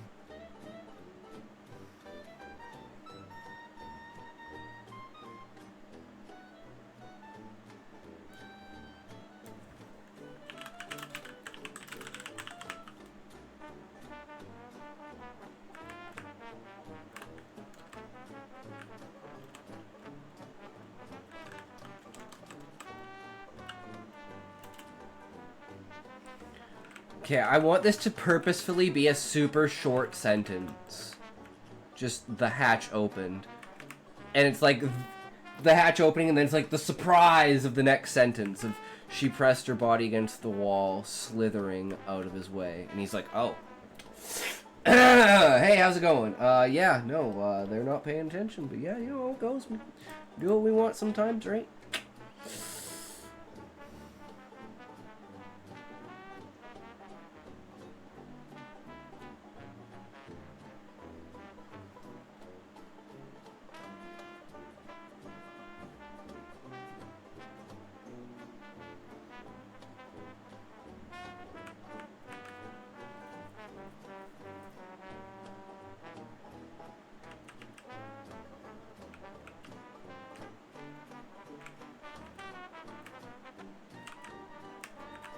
And then there's this one. Melanie walked beside him, mimicking his steps. I don't know. And they approach the poker table. Do I need this? Can I combine this? This is what I need to do.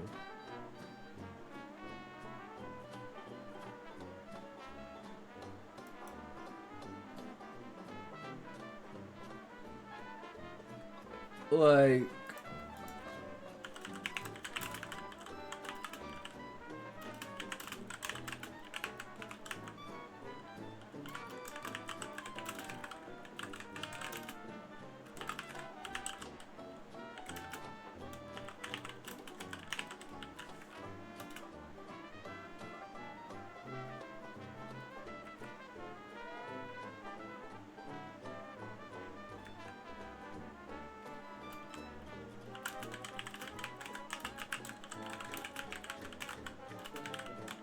Just very subtle, but still there.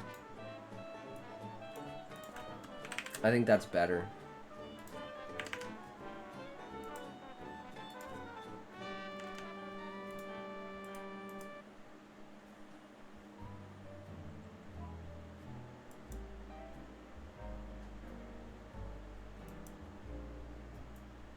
This needs to be like more expository, because we go super deep into it later.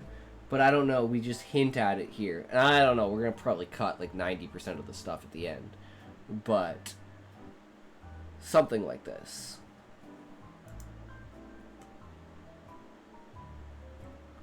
So I think this is where we cut it right now.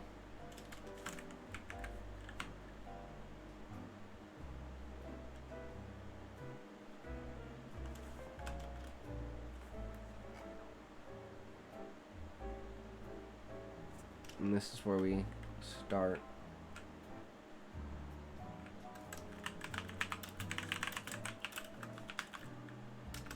Just so I have a timestamp marker on that. So everything above this has been slightly at least worked on a little bit. It needs to just be restructured and reordered. Everything down here still needs to be worked out. But I still want to work more with the scene of him going around the ship. Either it's going to be a summary, or it's just going to skip everything and go straight to him going to the top. But at some point in time, because he needs to report to the pilots as well as go inspect the ship after, or the airplane after it takes off. And sometime in the conversation with Tanner, he has to state that he bribed the guards to get on board. Perfect scene there, though. Didn't catch him. Love it. So fucking good.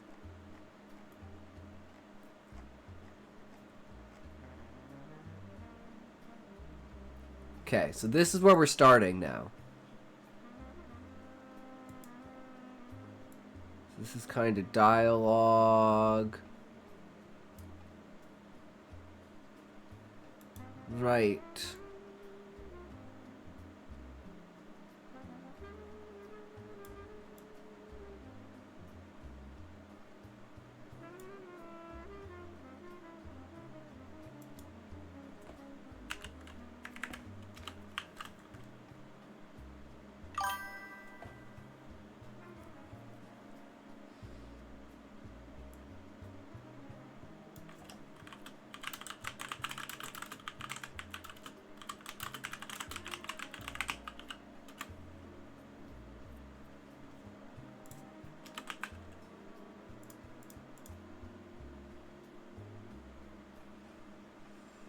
Nice. Congratulations, Sean.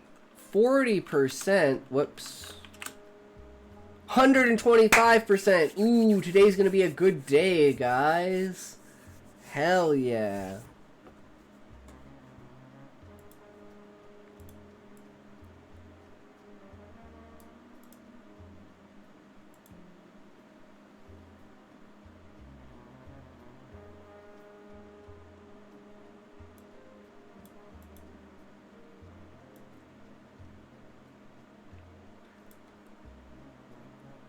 Callie, hi, how's it going?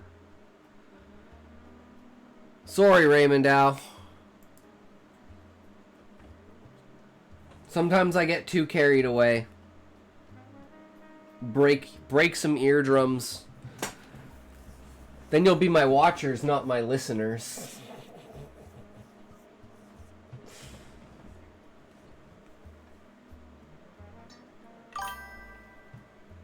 Carries the talks away. Mine.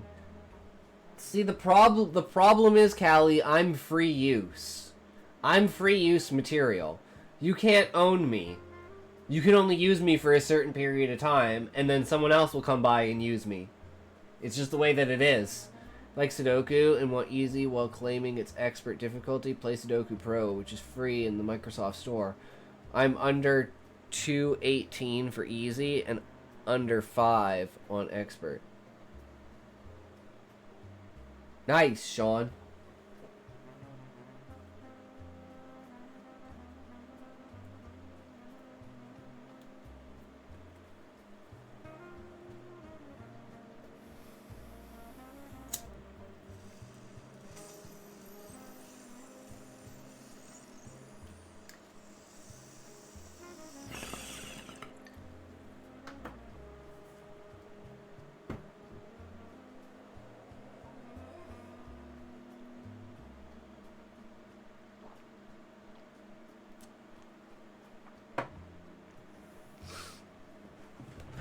Okay.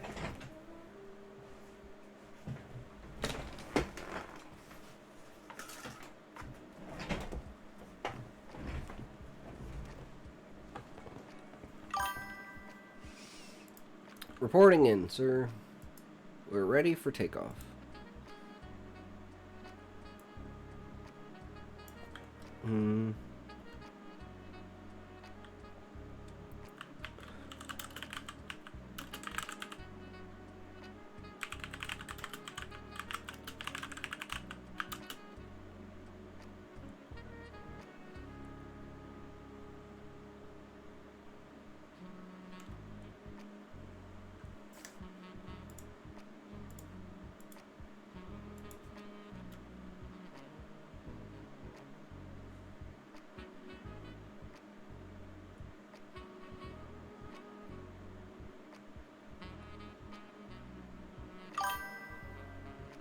That game has one fault that makes it easier than it should be. If you solve a row, the same numbers will be used on rows to either side. The same is true in columns and the squares above or below. That isn't true in a traditional Sudoku game. Ah, interesting. Interesting.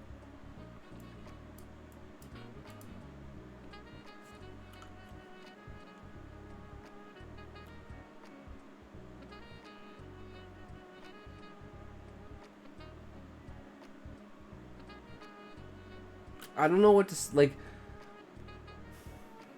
They reported that they're going, or they're not going. Like, there are SVP. Oh.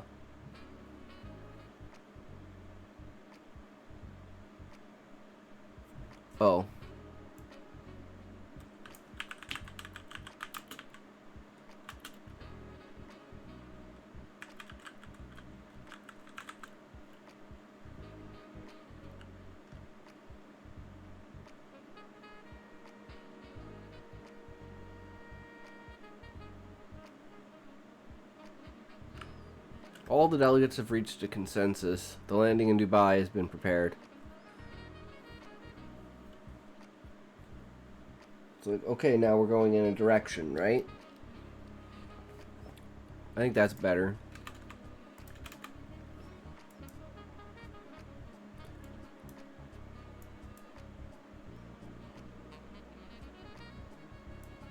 Yeah, don't worry there, young buck. We got this. Thanks for the heads up. And he's like very casual, right? Almost nonchalant like. Understood, sir. I will inform the pilot.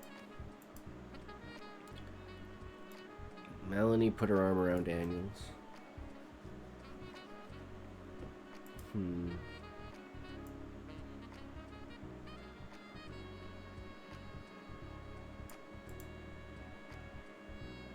I think this should be split. Because she's like, the wink implies the second part. Because she says, I can go with you. Oh, for fuck's sakes. I can go with you.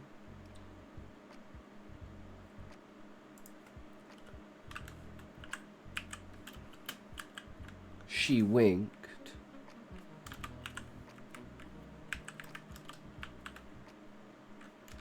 Do I need a capital there? I don't know. And she winks at the give my opinion as if she's like talking about his dick. That's the inference.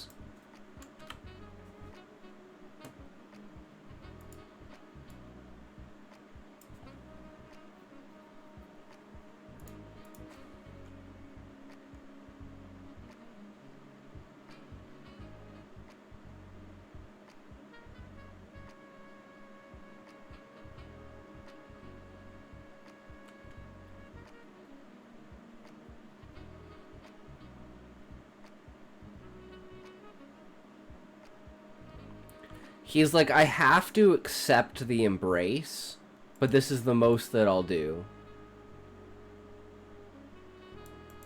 Because it's like she's basically locked him in to this position.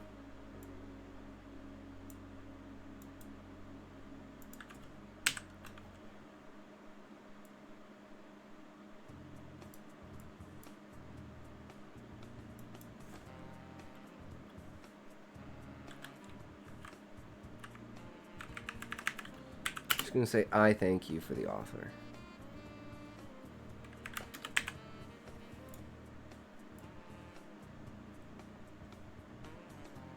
Or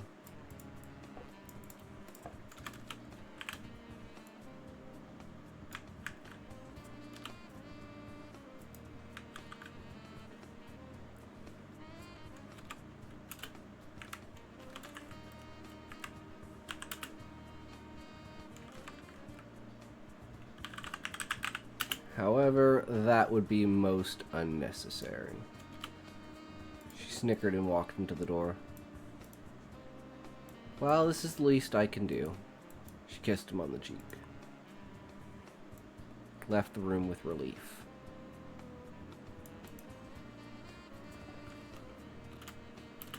His...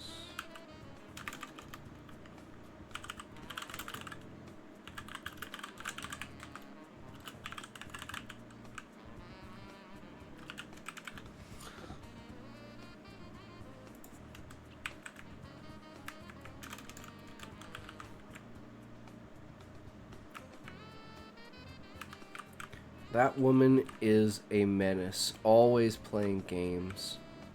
The fate she sealed in other men led them into a cold sweat.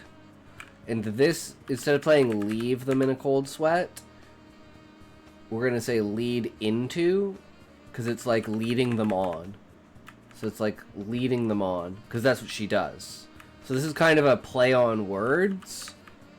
Like, this is how I, like, add poetic, like, meaning to replacement of words. I'm like, how can I make this a double meaning? So, I don't know. I just really like this sentence. And then we're just kind of explaining the ship. So we walk through the lavish corridor of the massive fuselage, again, to influence the idea that it's a plane that they're in. And it's obviously something, like, very akin to very important people, right? And the idea that's, like, unraveled here is the idea that, you know how they have, like, the curtains up and stuff, like, in between the sections and stuff like that? So I imagine him going through and, like, pulling up those curtains as he goes, kind of idea.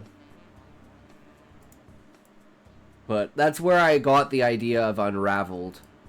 So, this one, I'm not sure about, like, whether that should be the right word there.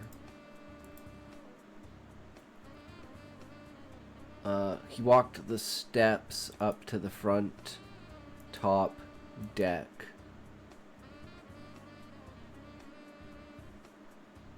They're called decks on planes too, right?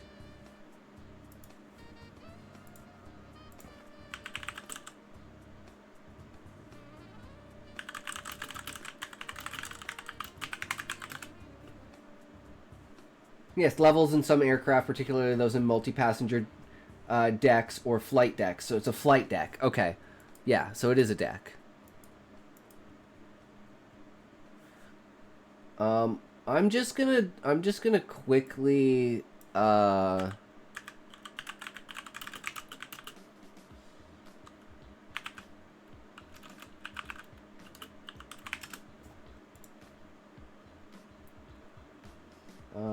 is this it?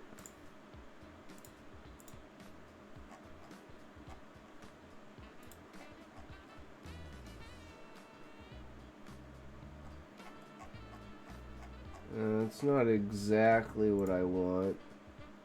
Why can't I find this frickin' picture? This one's perfect.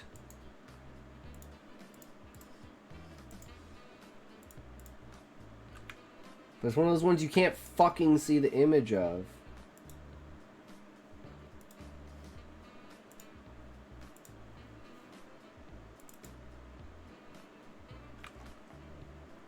And it's just so blurry you can't even tell.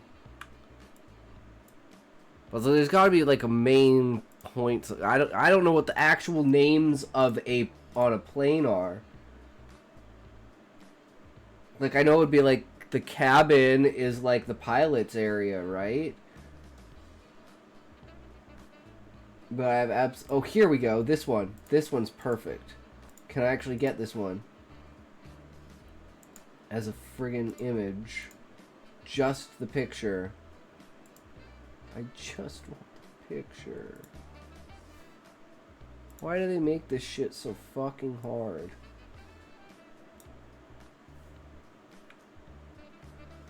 Okay. So, nose, ring. Okay, well, this is everything on the outside. What about the inside? I need the inside of the plane.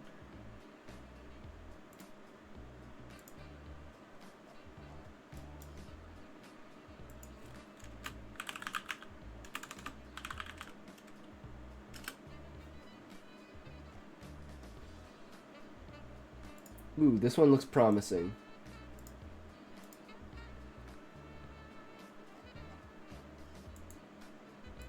Okay, there it is, but it doesn't have the frickin' names on it. Where's the one that has the frickin' names on it? Oh my god. It's got the names here. It's got the names here. Why doesn't it have the names here? And again, oh wait. Well, let me see what I can do with this. No, the more you zoom in, the more it just gets fucked up. I don't know if I'm gonna be able to see this, but we'll try. Baggage hold, water tank, upper deck, pilot's rest bunks, flight deck, passenger cabin. Oops.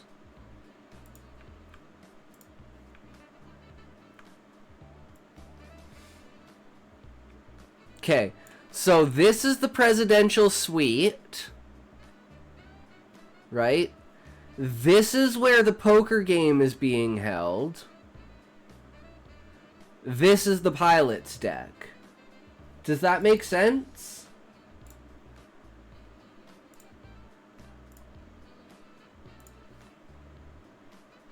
So they're here, he goes here, inspects through there, goes up the stairs. Instead of going to the passenger cabin, which is the thing, he's gonna go here. So as he passes here, I'm actually gonna go in and we're gonna make a statement about him hearing sounds, and he thinks it's the pilots, but it's actually like Tanner and Harold cracking jokes about Cindy. 'Cause always.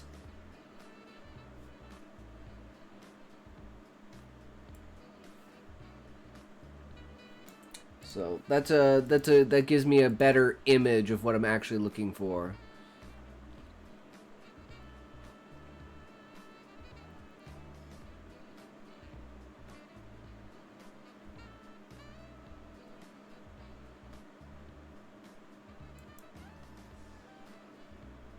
Up to the top deck. That was all to figure out what wording we should use for this sentence.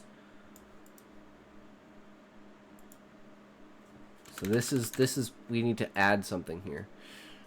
He walked the steps up the top, and this is where it's like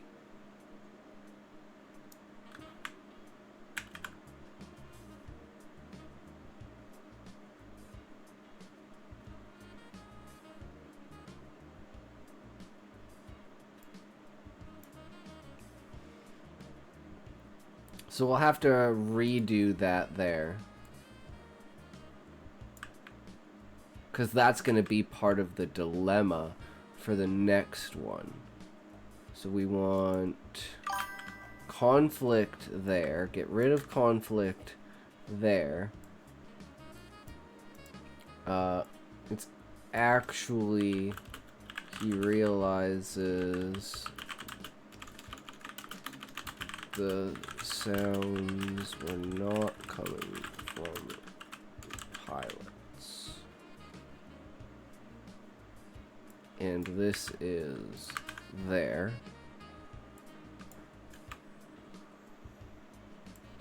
And then that's the reaction, because he sees all of that. Okay. I think that's a better structure.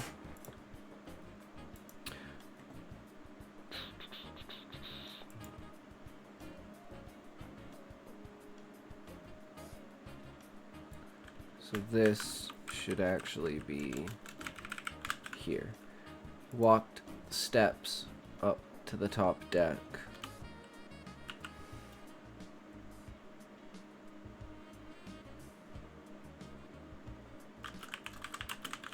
So, two men laughing.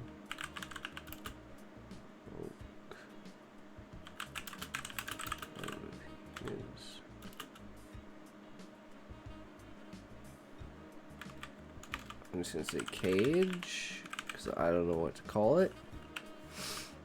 Like his mind cage, right?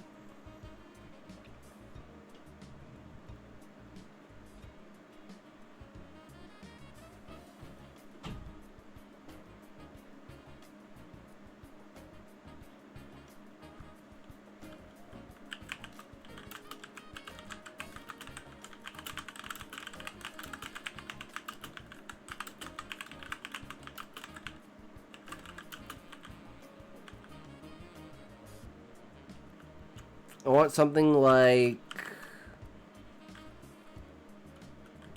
worst case scenarios. And like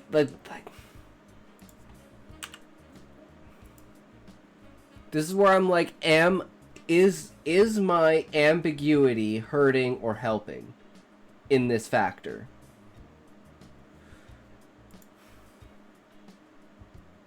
Because it's like, oh,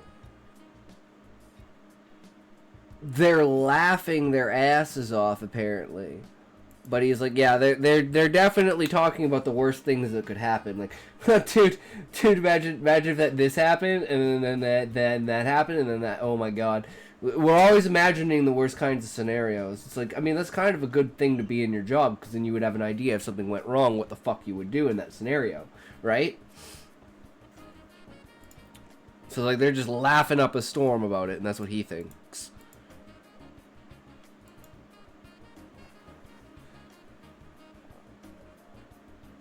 And then when he comes in and he asks them, they're going to deny it, and he's going to think that it's just them being like, why would we ever do that? We're professional, you know? And he's like, all right, guys, okay, sure. Whatever. If, you know... Fuck it. Didn't catch you in the act, so I mean, fair enough, right? You just gonna fucking deny it?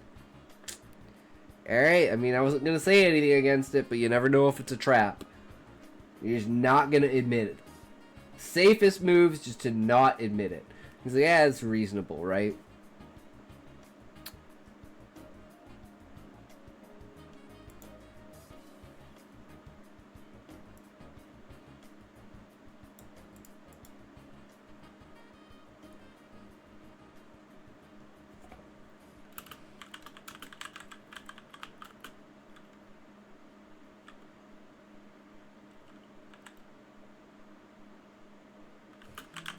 And this is also like, he's like just walking around doing the he's not doing the inspection yet.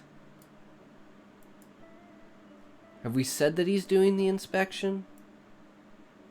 No, he was talking about Melanie, and it's talking about the ship or the plane, and then he's going to talk to them. So it hasn't mentioned anything about him doing an inspection as like the head of security.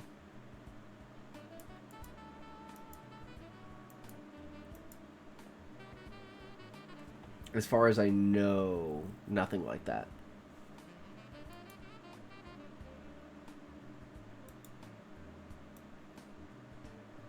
So it's like the idea is that he's basically been thinking in his head about Melanie, and he may have misinterpreted where those sounds came from, because he only like after the fact was like, wait, was that a bunch of guys laughing? I don't know. Fuck me. I'm out of it right now. Kind of idea. Thinking about getting his dick wet.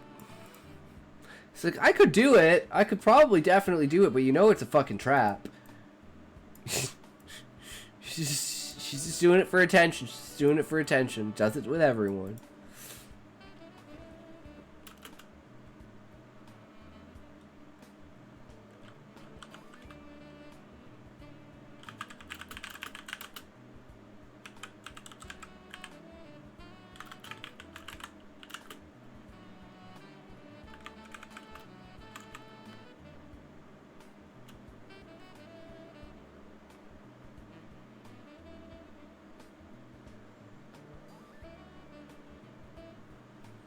Okay, so we can get rid of this. So this is where he starts to do his inspection.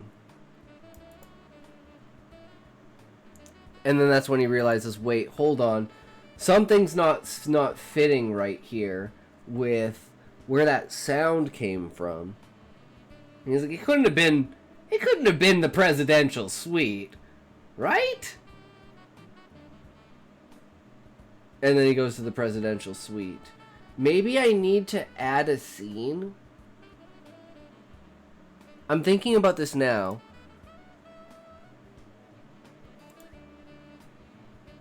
Maybe before he goes...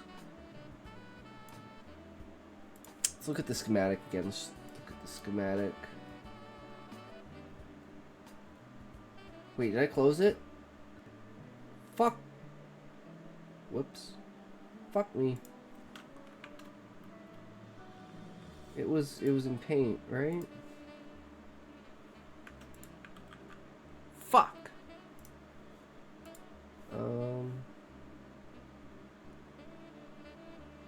Wait, is it in this? No.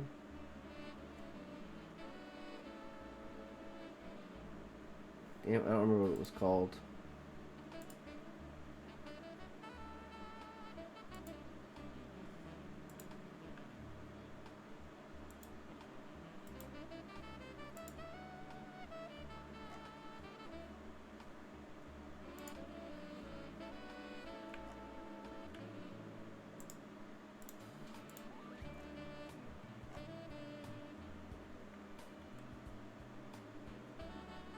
This is called the flight deck.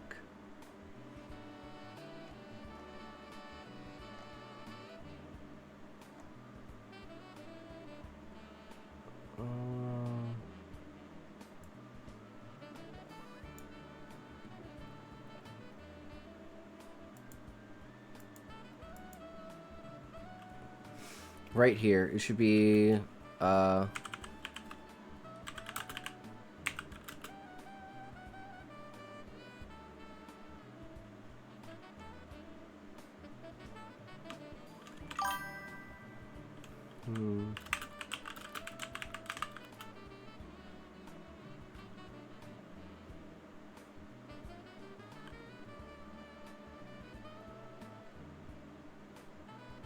EDR, welcome, welcome. How's it going? Welcome back. How are you, good sir?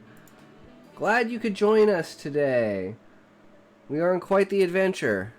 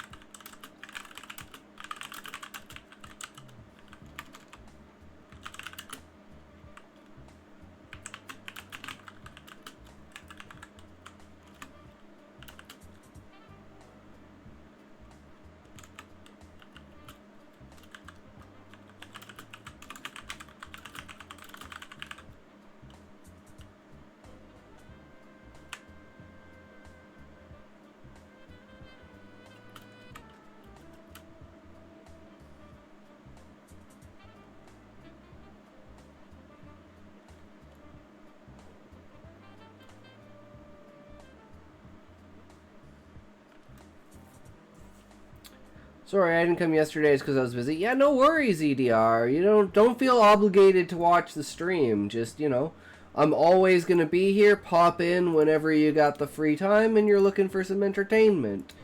If that's your kind of thing. Better, but just a long-lived human with pointy ears.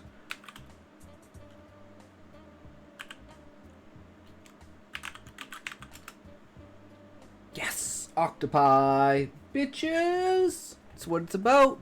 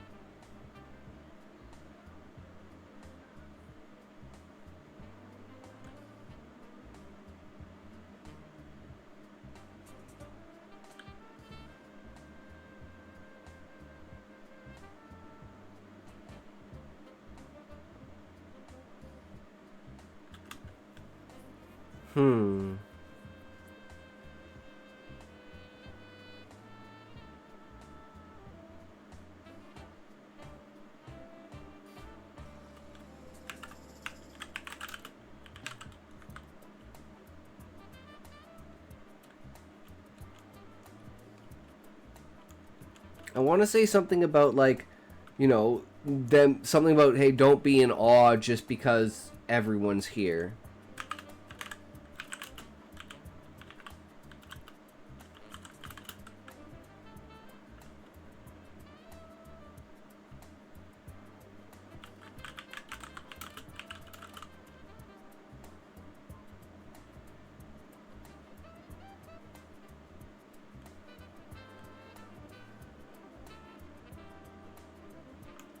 I'm just gonna say.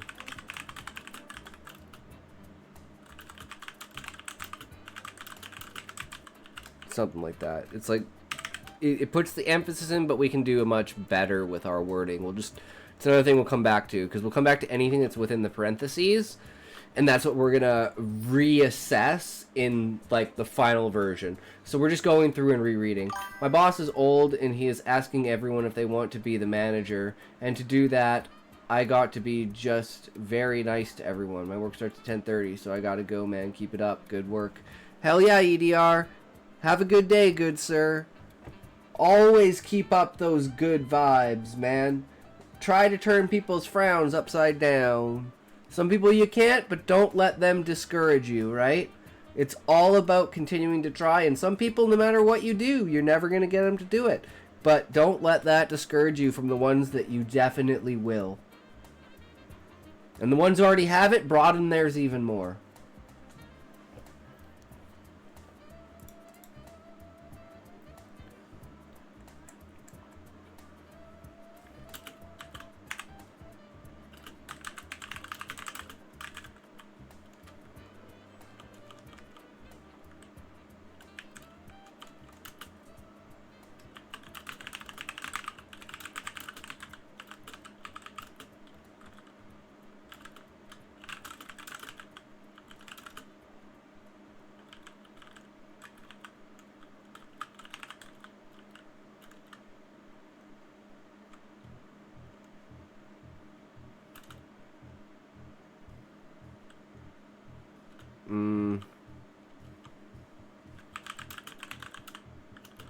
This line's kind of important because that's when they're like, oh shit, okay, we got to get him on board now.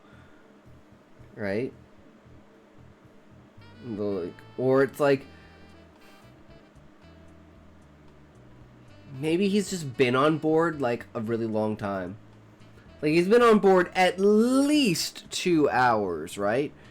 And they've been like playing poker in there for like, let's say 4 hours, 5 hours, 6 hours. Like they're just waiting for the delegates. So they're just sitting on the plane as soon as everybody agrees. Okay, boom, it's ready for takeoff. We are ready to go as soon as everyone signs, right?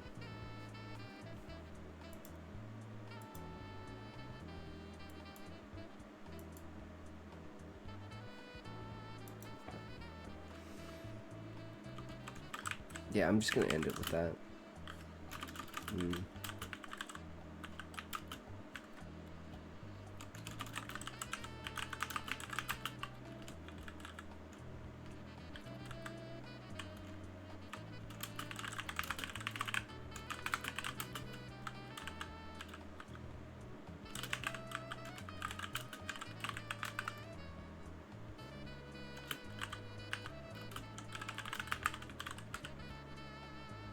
Or is it called the top deck? Fuck, did I get rid of it again? Am I really that dumb that I got rid of it again?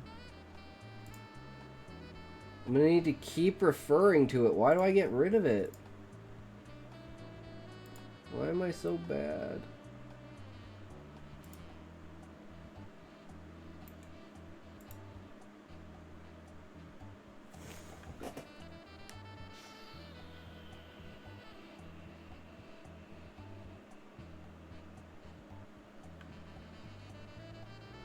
Yeah, it's just called the upper deck.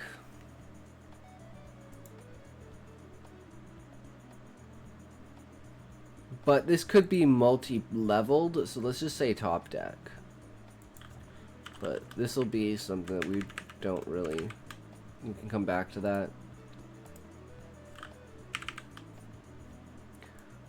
It wasn't pilot's cabin. It was flight deck.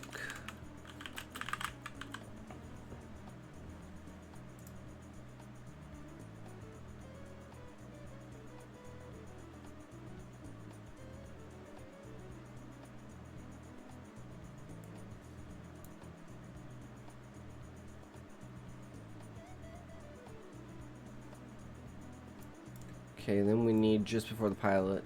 He knocked on the door and let the 2 men. But we need no.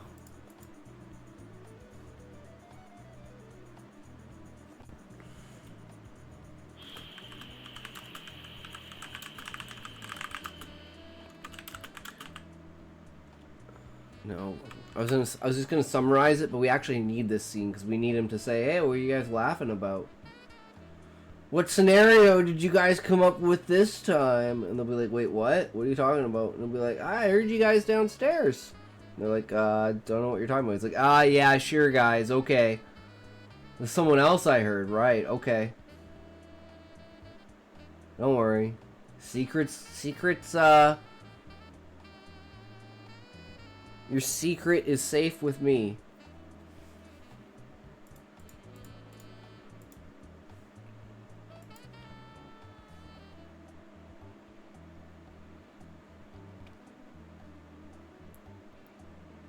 Hmm.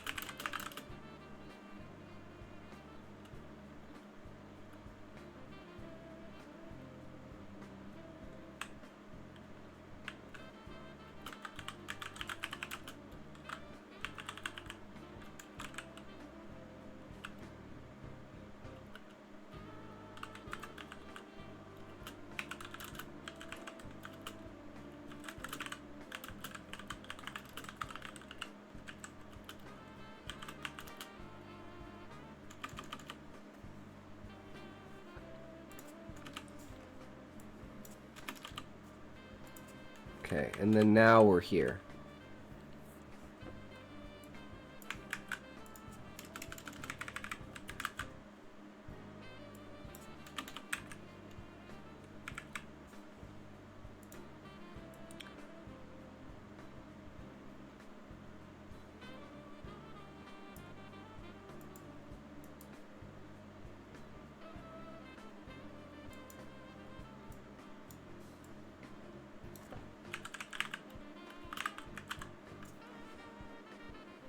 I forgot the conversation.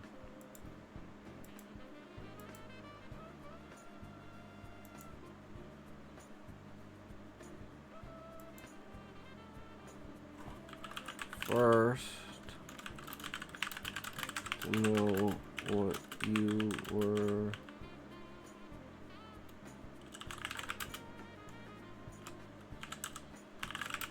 Oh.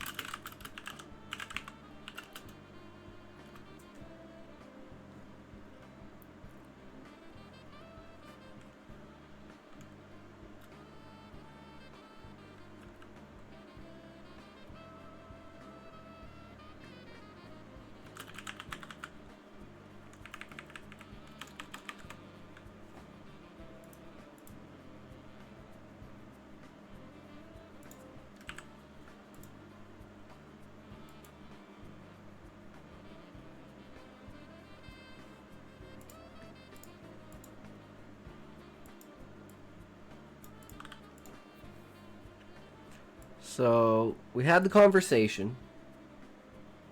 Have to know you were hollering about 2 minutes ago. They're like, you sure about that? It's been pretty quiet in here. Ah, give it up. I ain't spilling the beans. You can let me in.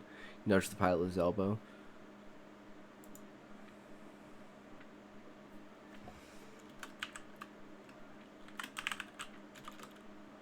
Seriously, nothing.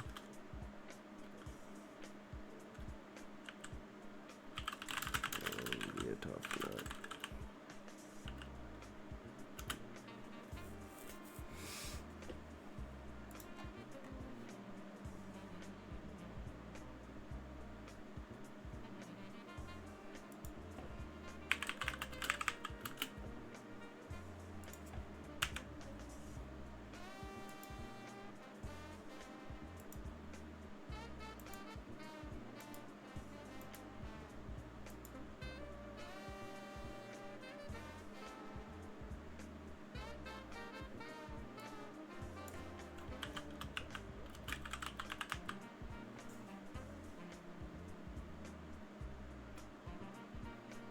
I don't think I need this. Just like he said he's going on a security run, so he's obviously leaving. So it's just inferred that he's, you know, leaving, closing the door.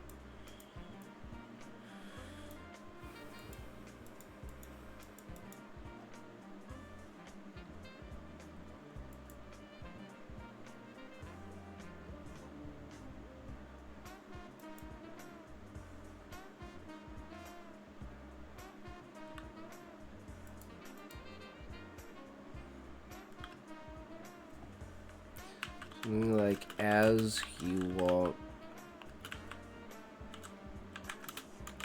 along the rows, inspecting the seats.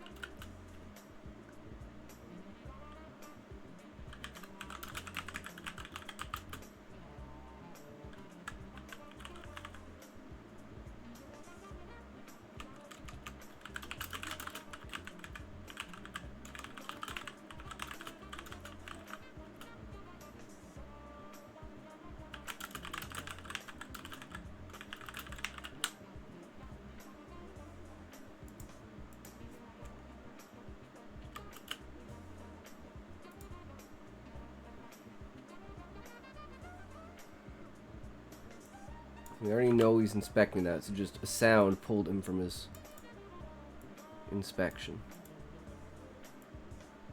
Near the rear.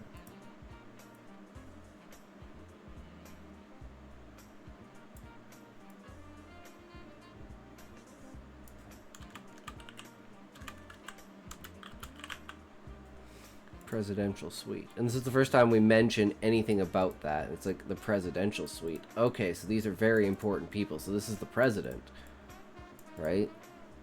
That's pretty out there, right? I mean, like to the point, like on point. As opposed to everything else that's been like completely vague to the side. Now we have an idea. Okay, this is a presidential plane. This is Air Force One. Boom, we now have a picture.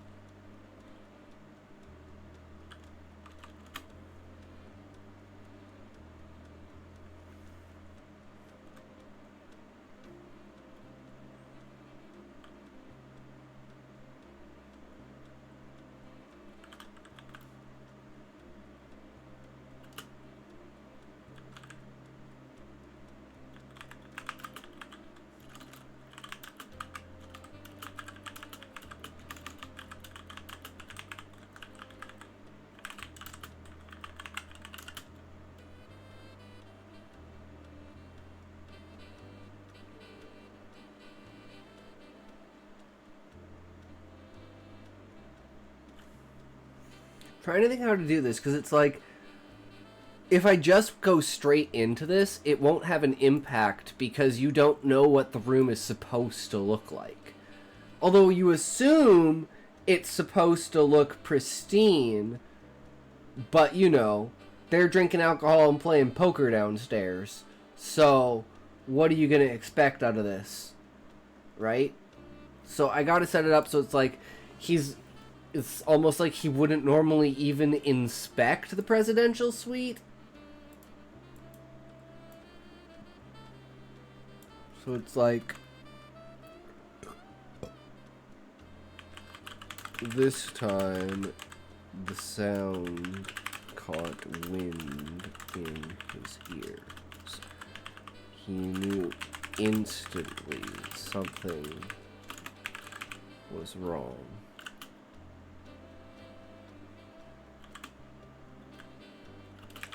Closed in on the door to residential suite. Sounds louder.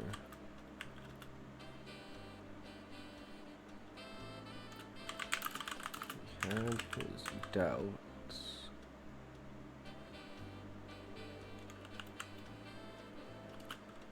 Those old farts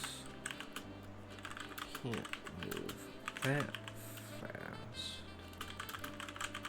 Thought to himself.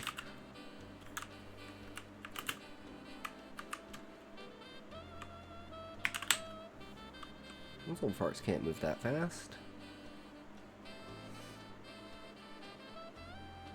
Because think about the amount of time it took him from go to the suite to the piloting room and then back. And from the time it took him from go to the poker room to the stairs. Like, there's no way any of those geriatric fucks are going to be able to get to the suite without him noticing by this time. So now it's like, okay, it's not one of them. There's something else going on here.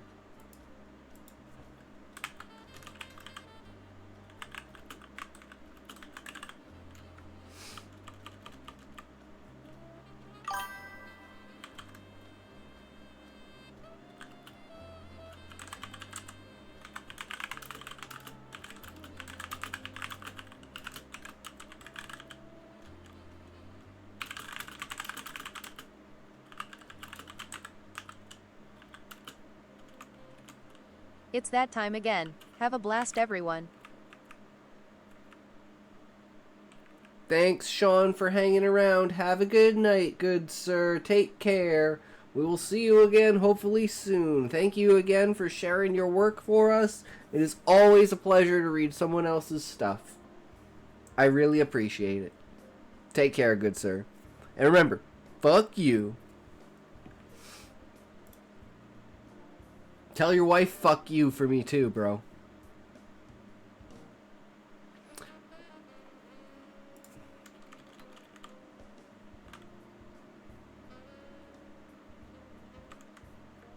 I don't think I need to say that. I just need to say, opened the door.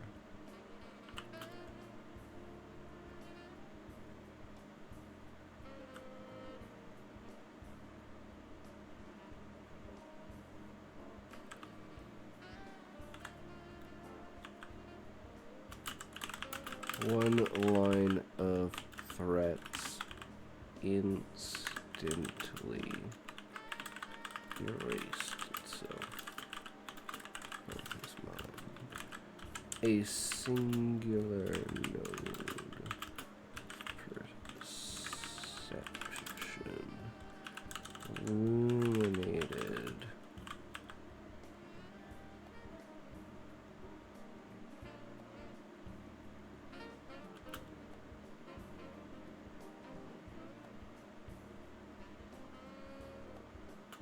Situation, truth,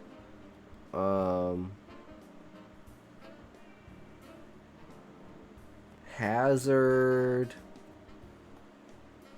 danger,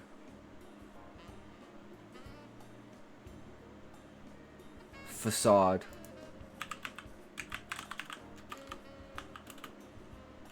I don't know how to spell facade. Facade?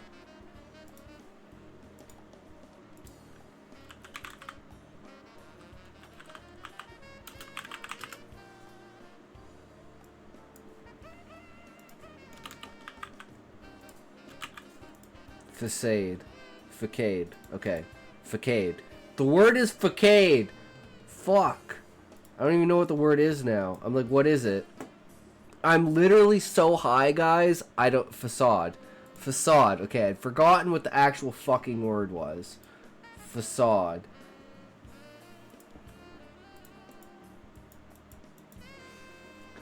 Node of perception illuminated the facade.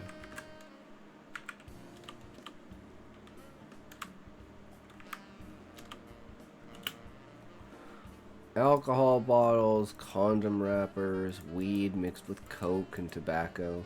The room was a disaster. He was only shocked for several seconds before he acted.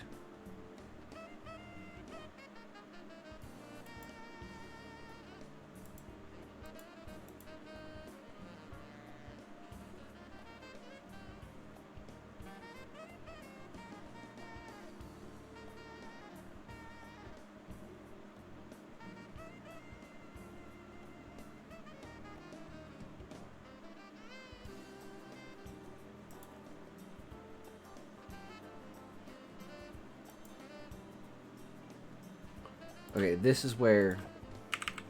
Okay. So, all of this is new.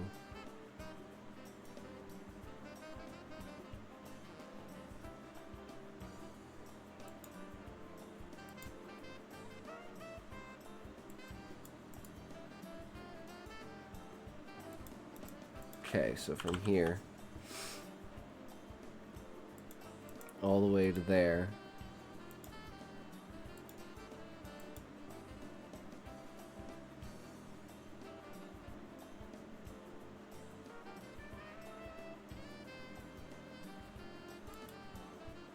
Okay, I don't think I need this because we've already got his reaction.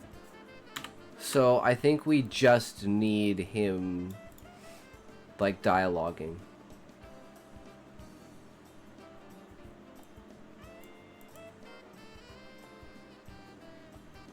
So I think this is completely fine. It's nice and strong, just gives you a nice image of a destroyed like hotel room almost. Not in shock, just trailed off as the door to the master bedroom opened.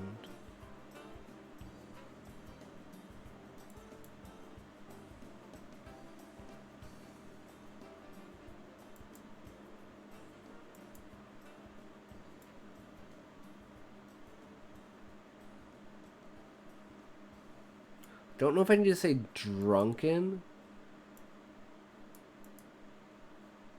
Because it's like he was swigging a bottle.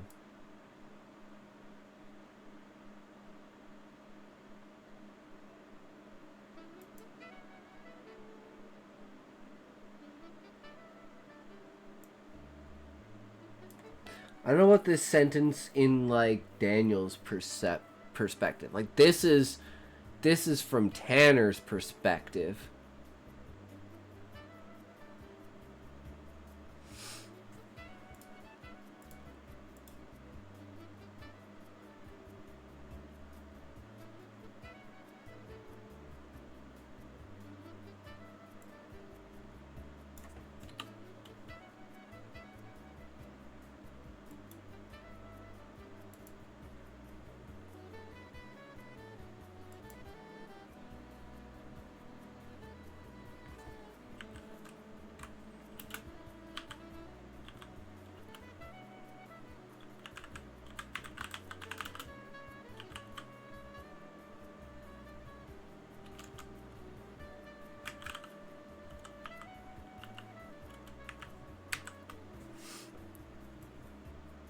I don't know if I need this. I kind of want this, though.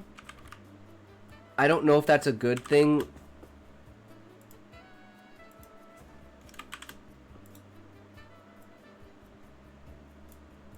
Or just like turning that italics, right?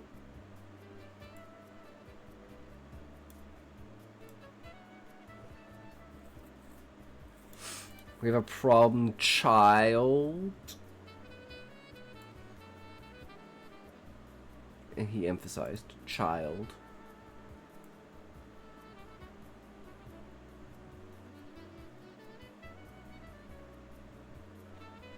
Come up to the presidential suite.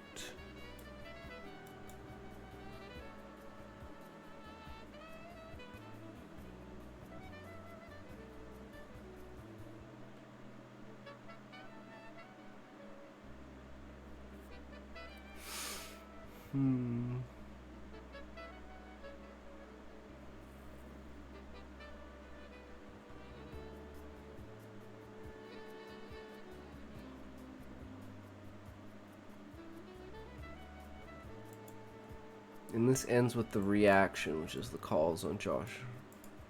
Okay.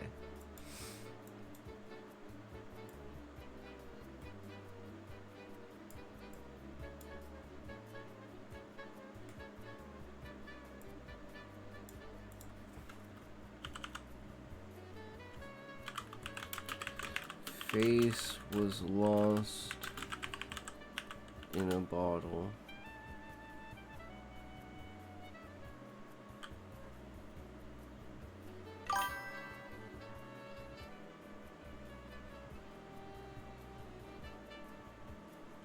True, Eddie. True. That's what it's all about. Being banger, 100%. Heart it out. Let's go, boys. Send in the hearts.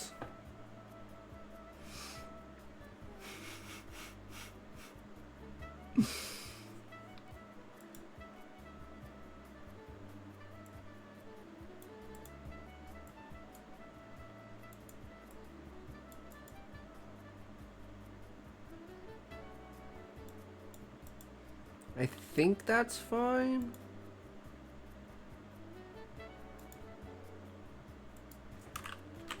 His face was lost in a bottle. He didn't even notice Daniel.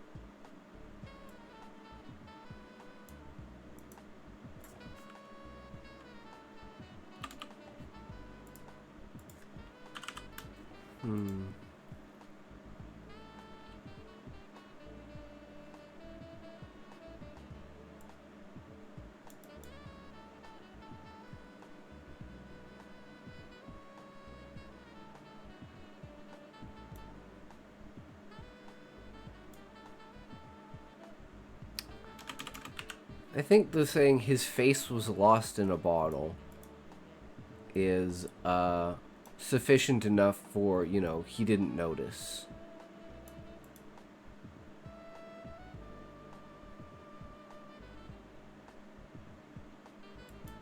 Okay, now we're on to the good scene, I guess. The rush struck him back into a child's body.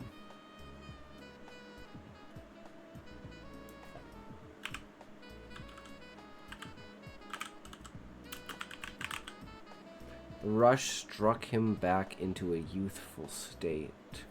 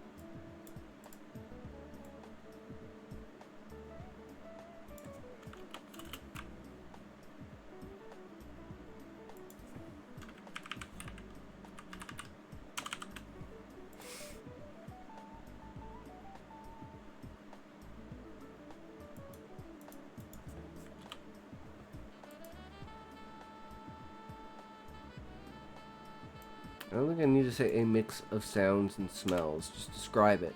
Sharp spices mixed with body odor. Cinnamon, jasmine. Sound of K-pop blared.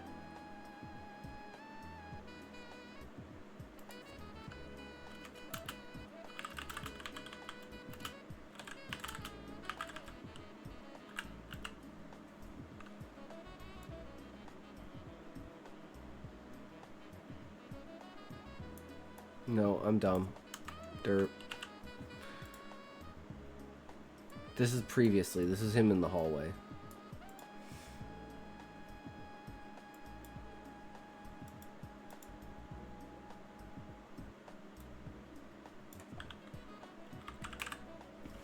The room.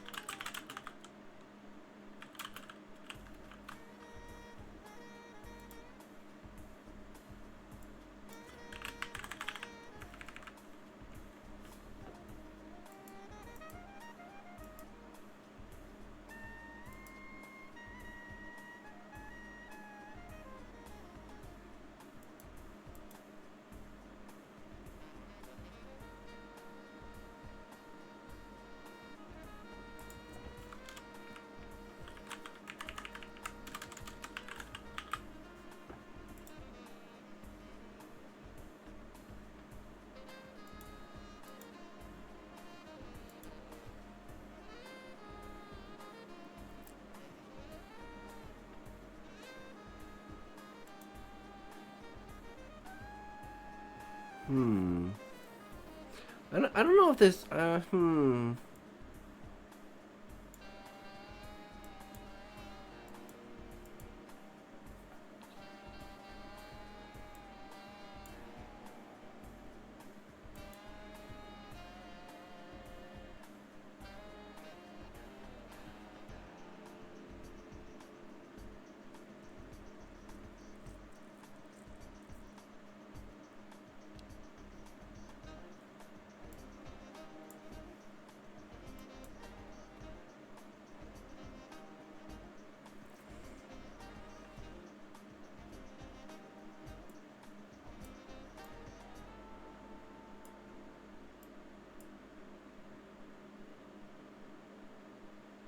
Okay, this needs to be changed.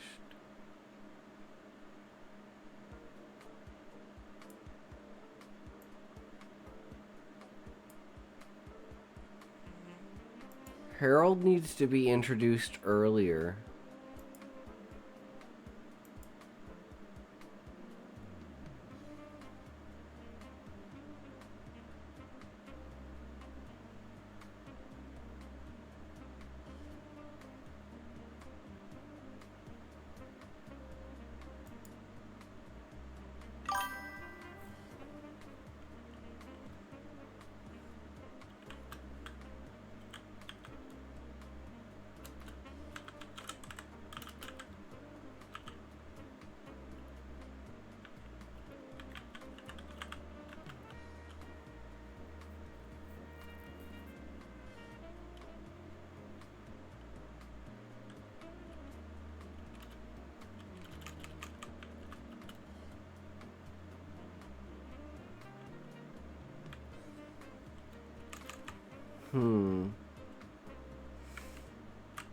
Maybe introduce Harold before here?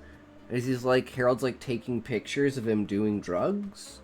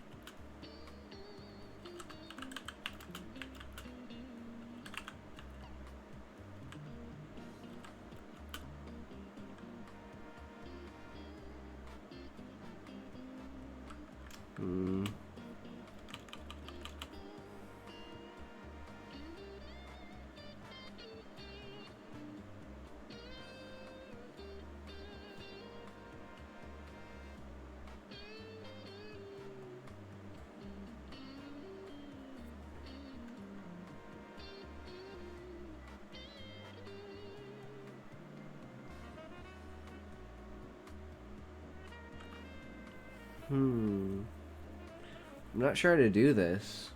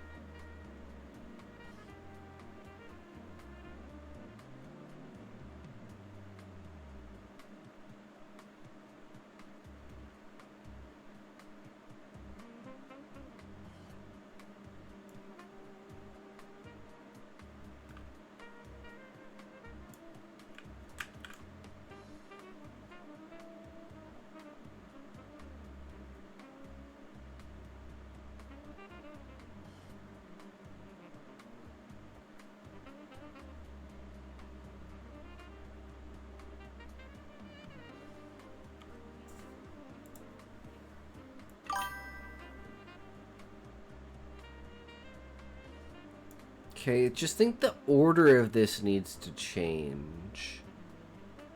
So...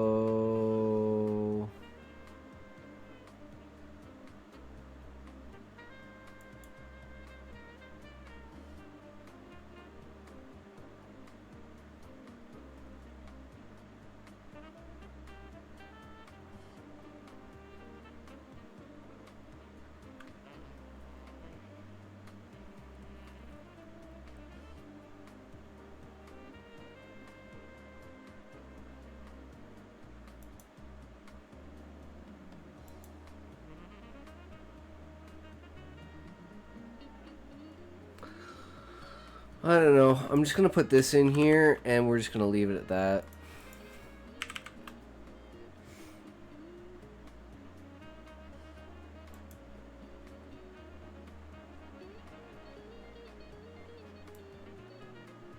It's like, I think that's better than the direct conversation that's had. But this will infer that it's already been happening. And he's just like, oh, hey, get this.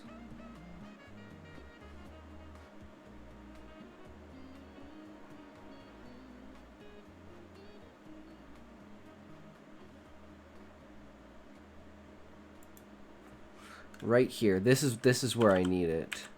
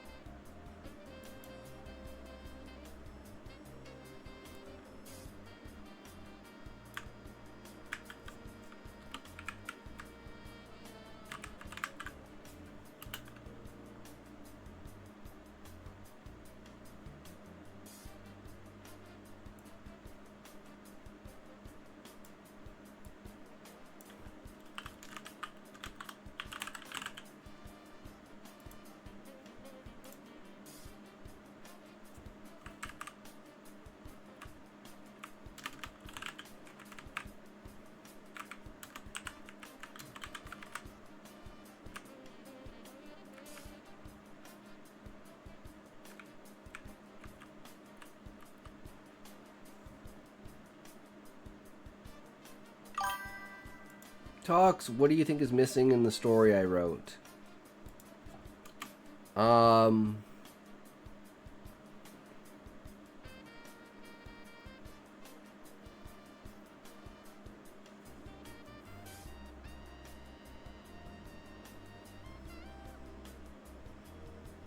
Trying to think about it of like staying inside the confines of the snow globe and not anything like if you're here for Expedition 33 and you know about the painting, it's like if the snow globe was the painting, you don't want to leave the painting and you don't want to refer to anything outside of the painting.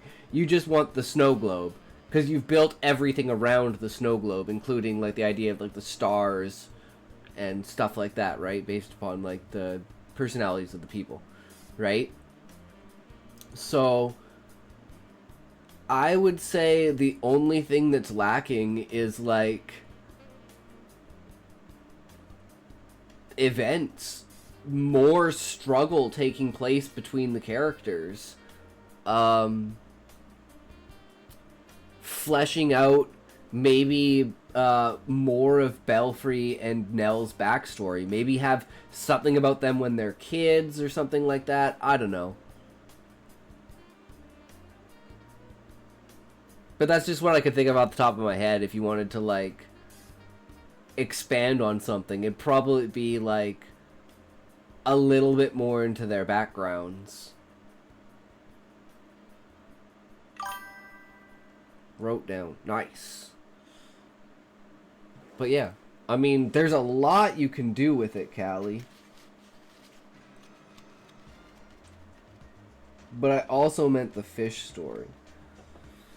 Oh, the fish story. Well, you could do a lot with the fish story. Like, you could make them spirits that inhabit human bodies and they have to find their soulmate. You can make it as one of them dies and it's like a romance revenge. You could have them like separated and have to find each other. Like my one thing when you said like they're in their own little pond is if there's like a flood and they get washed out of that one pond into like a bigger river and now they're like out in a river or out in the ocean and now they have to find each other, right? I don't know, there's a lot you could do with that.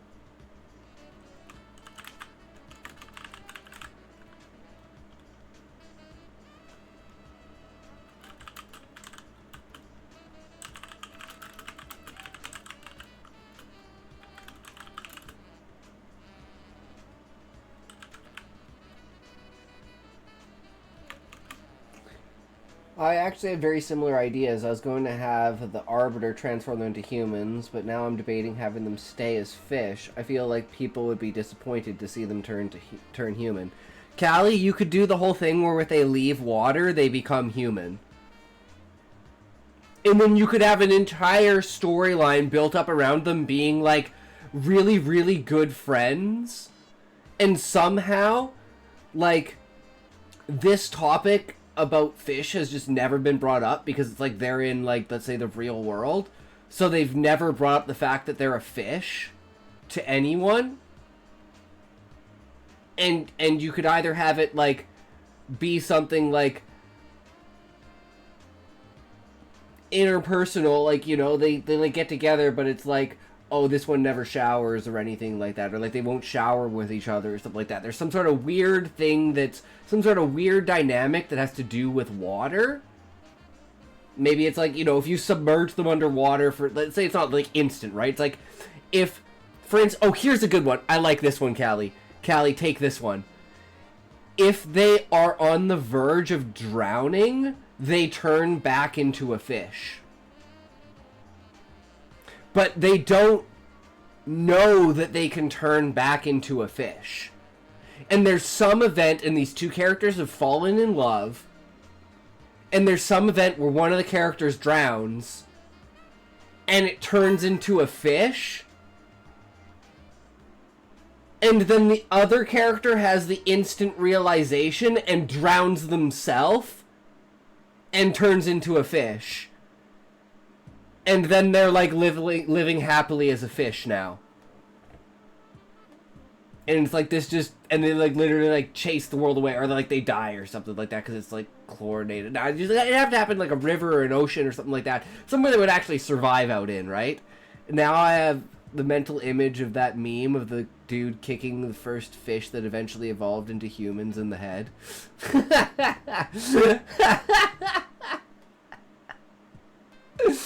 Pretty fucking much. I love the imagery. But yeah, that way, Callie, you could work within the boundaries of the people that are. Why is my what Discord? What notifications are doing what for the fucking Discord? I have this shit, like, purposefully fucking turned off. I don't understand what's going on.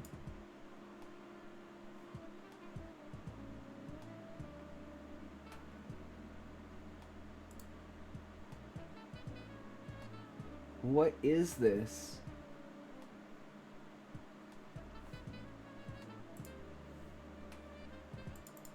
It's fucking annoying. It's never done this before. I hate it when new shit happens that hasn't happened before. It makes me think I did something wrong.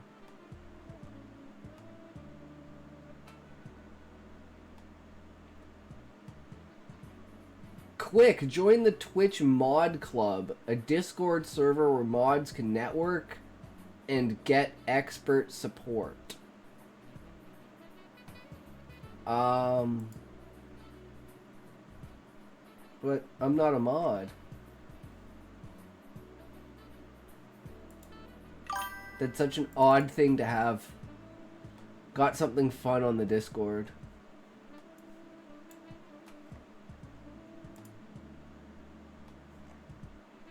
Translation of a story that I had to transcribe from audio first. Just scroll to where the English starts.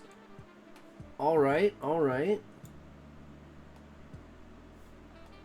You got me intrigued, Raymond.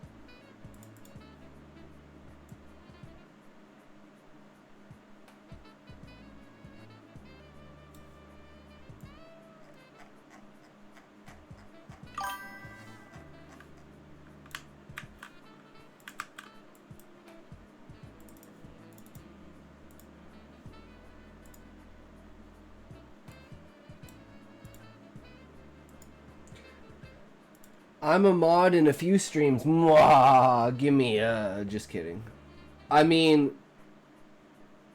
It does this. I was actually gonna do that, Callie, but it does this. I mean, I don't know if this will help. See if that does anything. If you actually want to. Like, you gotta fill out a whole fucking form and do a whole professional fucking thing, so it's not like you just get the link of the Discord and connect to it. So hey, Callie, I would love to have a mod that is on that team. So if you are willing to volunteer to do that, I would be very much appreciative of that.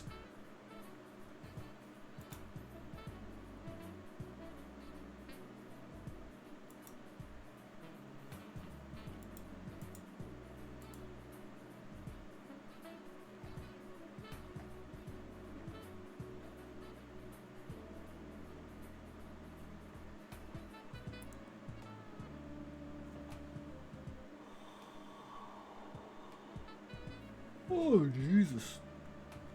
Ershka Durbendorfer. I mean, we've gotten pretty far through the story. So actually, I think we're just going to put in Cindy does the last 4 lines of coke to fuck with Tanner because he fucked with her with the booze.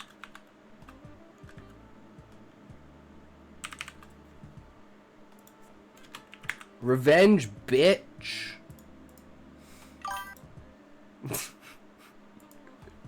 And that's how we run out of coke without them realizing that they ran out of coke.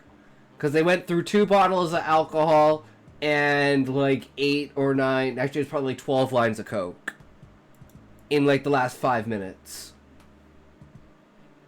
They go in fucking hard. But yeah. And then it's like they're out of coke, they gotta go find more, and then that's when he leaves the room, and Daniel's standing there, and he's gonna have like another bottle, right? Because he's gonna grab another bottle and be like, fuck you, bitch, start chugging the bottle as he walks out of the room. Absolute fucking Cinema Vegas moment. G the Machine, W Stream. I'm glad that you say that, G the Machine. I always like having criticism. But you know, compliments are always welcome too. No one's ever going to turn down a compliment. So, you know, it can't be helped when you're writing the most controversial story of all time. So, you know, there's that. And we're getting pretty close, right? We're like halfway. And most of this is like the exposition at the end. But I still have to write the fight scene. W stream is a compliment. No, Callie, I was making a joke. I said, because I at first I said, oh yeah, normally it's what did I say? I said normally it's criticism. So I'm like, normally I take criticism, but thank you for the compliment. As in, like, I don't get a lot of compliments, I get a lot of criticism, thus contrasting how awesome I think that your compliment is. You see how I did that, Callie? That's a unique technique in order to emphasize or overemphasize. No, it wasn't, Callie, it wasn't sarcasm, it's contrast. No. I said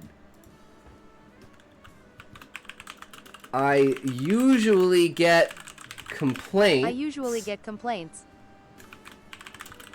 But it's nice to get a compliment now. So that contrasts how good the compliment is, because normally I just get criticized, right? So it's like, oh hey, finally someone's giving me a compliment. So that's a really good technique for overemphasis on something. Contrast it with something else, right?